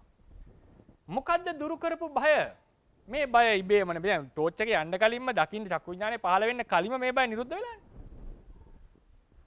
හටගත්ත බය ඉබේන හටගත්ත උපාදෝ පඤ්ඤායති වයෝ පඤ්ඤායති තිතස් අඤ්ඤතත්තම් පඤ්ඤායති ඒක ස්වභාවයෙන්ම නිරුද්ධ වෙනවා. අවසාන බයසිත නිරුද්ධ වුණේ දැක්කමද දකින්න කලින්ද? ඈ? අවසාන බයසිත දකින්න කලින්නේ. මේ සිතෙන්නේ දැක්කේ දකින්න කලින් නිරුද්ධ වුණා. එහෙනම් දැකීම නිසාද මේ නිරුද්ධ වීම උනේ? නෑ ඒක ස්වභාවික ක්‍රියාවලියක් නිසා නිරුද්ධ වුණේ. දැකීම නිසා බය නැති වුනේ නැද්ද? බය නැති වුණා. මොකද්ද නැති වෙච්ච බය? ටෝච් එක නොදැක්කනම් චක්කු විඥානේ නොදැක්කනම් මේ බය උපදින ක්‍රියාවලිය තව පැය භාගයක් යන්න තිබුණා. ඉතින් විනාඩි මිනිස්සු 30ක් කියලා හිතන්නේ. තව පැය භාගයක් ඔය විදිහටම යනවා. යන්නට තිබුණා. ඇයි හේතුව? භය කියන ද්වේෂ අනුසය ඇවිස්සීලා තිබුණේ. ඇවිස්සීලා. අනුසයේ අවස්ථා 4ක් ධර්මයේ දැක්වෙනවා. එක අවස්ථාවක් තමයි. ඒක පස්සේ කතා කරන්න ඔක්කොම කතා කරන්නේ නැතුව. ඒකට කියනවා ආරම්මන අධිග්‍රහිත උප්පන්නේ. ආරම්මන ලියා ගන්න ඕන නම් අධිග්‍රහිත උප්පන්නේ. ආරම්මන අධිග්‍රහිත මේ හයන්නේ අධිග්‍රහිත උප්පන්නේ. මේ බය අරමුණ දැක්ක නිසා අයෝනිසෝ මානසිකාරය නිසා ද්වේෂ අනුසය ඇවිස්සීලා. ආරම්මන අධිග්‍රහිත කියලා කියන්නේ ආරම්මණය නිසා පොඩ්ඩක් ඇවිස්සිච්ච අනුසය කියලා තේරුම් ගන්නකො. අනුසය තියෙනවා අපේ సంతානවල. ටිකක් ඇවිස්සීලා තියෙන්නේ දැන් මේ අනුසය. මොකද ආරම්මණයක් ඇවිල්ලා අයෝනිසෝ මානසිකාරය සිද්ධ වෙලා. ඒ නිසා සිත නිරුද්ධ වුණත් නැවත නැවත හට ගන්නවා ද්වේෂය. නැවත නැවත හට ගන්නවා. මොකද අනුසය ඇවිස්සීලා තියෙන්නේ. මේ චක්කු විඥානය ඇති කරගත්තට පස්සේ චක්කු විඥාණයෙන් අනුසය යටපත් වෙන්නේ නැහැ. ඇත්තටම චක්කු විඥානය ඇති වුණාට පස්සේ අපිට සිත් ටිකක් පහළ වෙනවනේ. ඥාන සංප්‍රයුක්ත හරි මොනවා හරි හොඳ පිරිසුදු කුසල් සිත් ටිකක් පහළ වෙනවා. අවබෝධය ඇති කුසල් සිත් ටිකක් පහළ වෙනවා. ඒ පහළ වෙනකොට මේ ද්වේෂ අනුසය යට පහර වදිනවා මෙයාට. මේ ද්වේෂ අනුසය යටපත් වෙනවා. ඒ ද්වේෂයේ අනුසය බිඳෙන සිඳනවා නෙවෙයි යටපත් වෙනවා. යටපත් වීම නිසා මේ එළිය ගියේ නැත්තම් පැයම ද්වේෂ ලෝභය යනවනේ ද්වේෂය බය යනවනේ. මේක යටපත් වීම නිසා ඉපදෙන්නට තිබිච්ච ද්වේෂය නොයිපදී නිර්භය සිත්තේ වෙනුවට හටගත්තා. එහෙනම් අපි ප්‍රහාණය කරලා තියෙන්නේ කවරක්ද? ප්‍රහාණය මතක තියාගන්න හැමතිස්සෙම ප්‍රහාණය වැදගත් වෙන්නේ අනුස්සයටයි. හටගන්නට තියෙන මේ අනුස්සය ඒකයි මේ අනුස්සය විද්‍යමානයි කියලා අපි කියන්නේ. මේ අනුස්සය තමයි යටපත් කරන්නේ. සීලයක් රැක්කත් සමාධියක් දියුණු කරත් විදර්ශනා වැඩුවත් අනුස්සයටයි බලපාන. අනුස්සයට බලපෑම නිසා අනුස්සය පෙර පරිදි තිබුණා නම් මම හොඳට වචන පාවිච්චි කරන්න පරිස්සමෙන්. පෙර පරිදි අනුස්සය තිබුණා නම් හටගන්නට තිබුණා වූ කෙලෙස් ධර්මයෝ නොහටගෙන යනවා. අපිට කියන්නට පුළුවන් අපි හටගන්නට කෙලෙස්ය දුරු කළා කියලාත් කියත හැකි. ඒක වරදක් නෑ කියන්න පුළුවන්. හටගන්නට තිබිච්ච කෙලෙස්ය දුරු කළා. එහෙම නැත්නම් අනුස්සය කෙලෙස්ය යටපත් කරා. පැහැදිලිද? පච්චුප්පන්න ධර්මයකට මොනවත් කරන්න බෑ. හටගත්ත ද්වේෂය බිඳෙන්න කලින් මොනවත් කරන්න බෑ. ඒක අතට ඉන්ටරප්ට් කරන්න බෑ. ඇයි ඒක එක වෙලා එක සිතයි නේ තියෙන්නේ. ඒක නවත්තන්න ඒකට බ්‍රේක් එකක් ගහන්න බෑද? ඒක හටගෙන නිරුද්ධ වෙලා යනවා. පැහැදිලි නේද? එhmenan අර අනුස මෑණියන්ට අවස්ථාව දෙමු. ඔව්. ඊර්වන් සරණයි මෑණියෝ.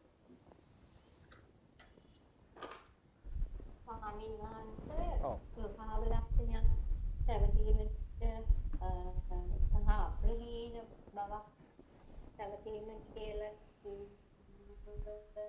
එක තව ටිකක් විස්තර කරන්න පුළුවන්ද කරුණාවෙන්? ඒක මම කියන එක කියන්න. ඔව්. ඒක අපි දීර්ඝව කතා කරනවා පරමත්ත ජාතික කියන මාතෘකාවට ආවම ඒක පරමත්ත ජාතික කියන මාතෘකාවට අපි කතා කරනවා. හොඳයි ස්වාමීන් වහන්සේ. ඔව් ඒකෙදි නිකන් දල වශයෙන් කිව්වොත්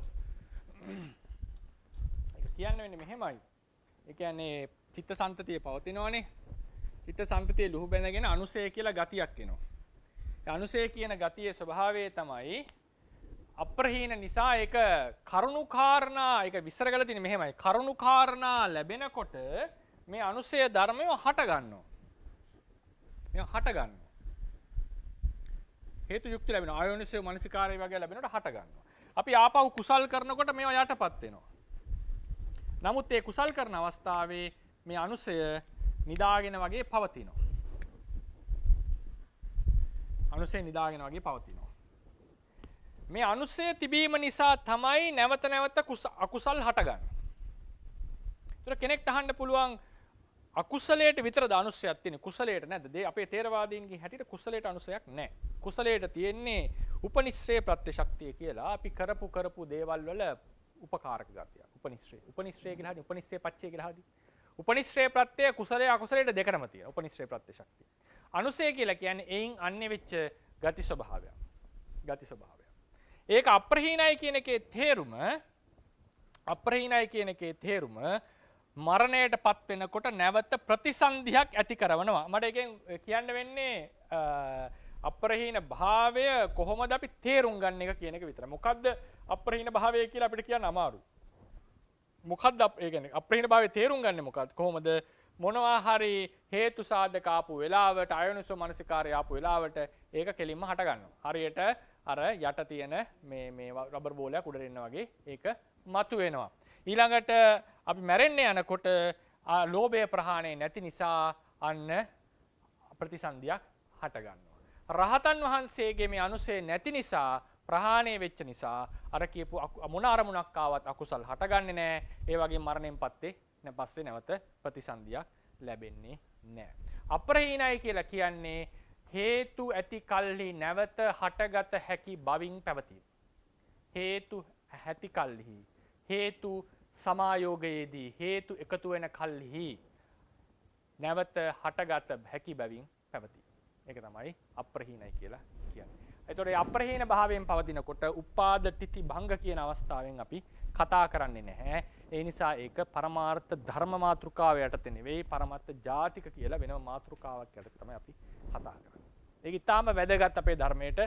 ඒ මාතෘකාව අමතක කරලා අපිට නිවන කතා කරන්න බෑ. ඒක නිසා මම මුලින්ම මේක මේ මාතෘකාවට ගත්තේ. අනුප්පන්න ධර්ම පරමත්ත ජාතික කියන දෙක අමතක කරලා අපිට ඉදිරියට යන්න බෑ. ඒ දෙක අනිවාර්යෙන් දැනගත යුතුයි විදර්ශනා වඩන යෝගියෙක් වශයෙන්. ඒක අනිවාර්ය දෙයක්. ථේරවාද ශාසනයේ හැටියට අපි මාර්ගඵල ලබන්න යනවා. තෙරුවන් සරණයි.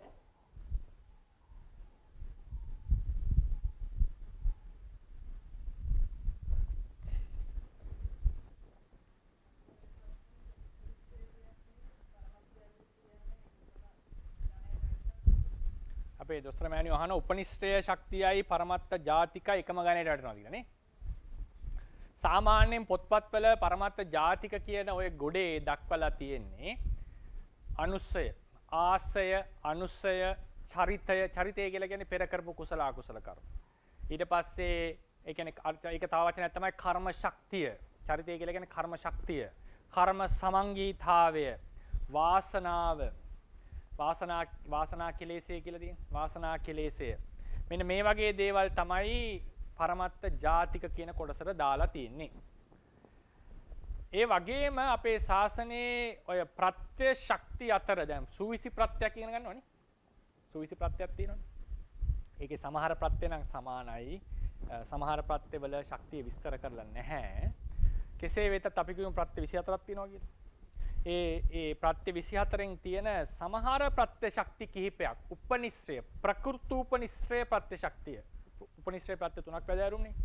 ආරම්මන උපනිශ්‍රය, අනන්තර උපනිශ්‍රය, පකතු උපනිශ්‍රය කියලා නේද? අපි පඤ්ඤාවාරයේ සජ්ජායනා කරද්දී අහුවෙනවනේ.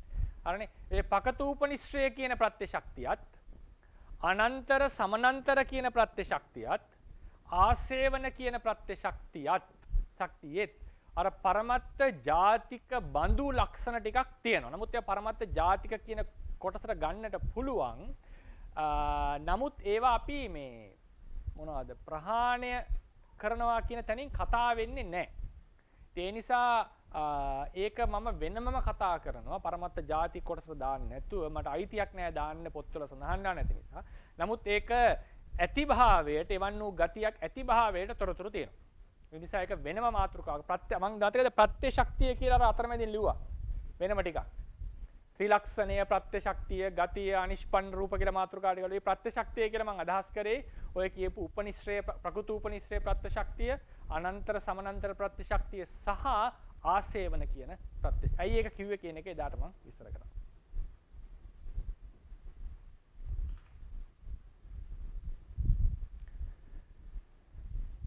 එහෙමනම් හරි නේද ගැටලු අවසන් නැතිනේ. හරි. අපි එහෙමනම් අදින් අවසන් කරනවා. පරමාර්ථ කියන මාතෘකාව හෙට දවසේ අපි පරමාර්ථ ධර්මයෝ විස්තර වශයෙන් කතා කරමු. මේ රසපත් කරගන්න දෙනා කුසල ශක්තිය අප සෑම දිනාටම තව තවත් ධර්මඥාන භාවනාඥාන දියුණු කරගෙන ඉක්මනින්ම නිවනින් සැනසෙන්නට හේතු වේවා.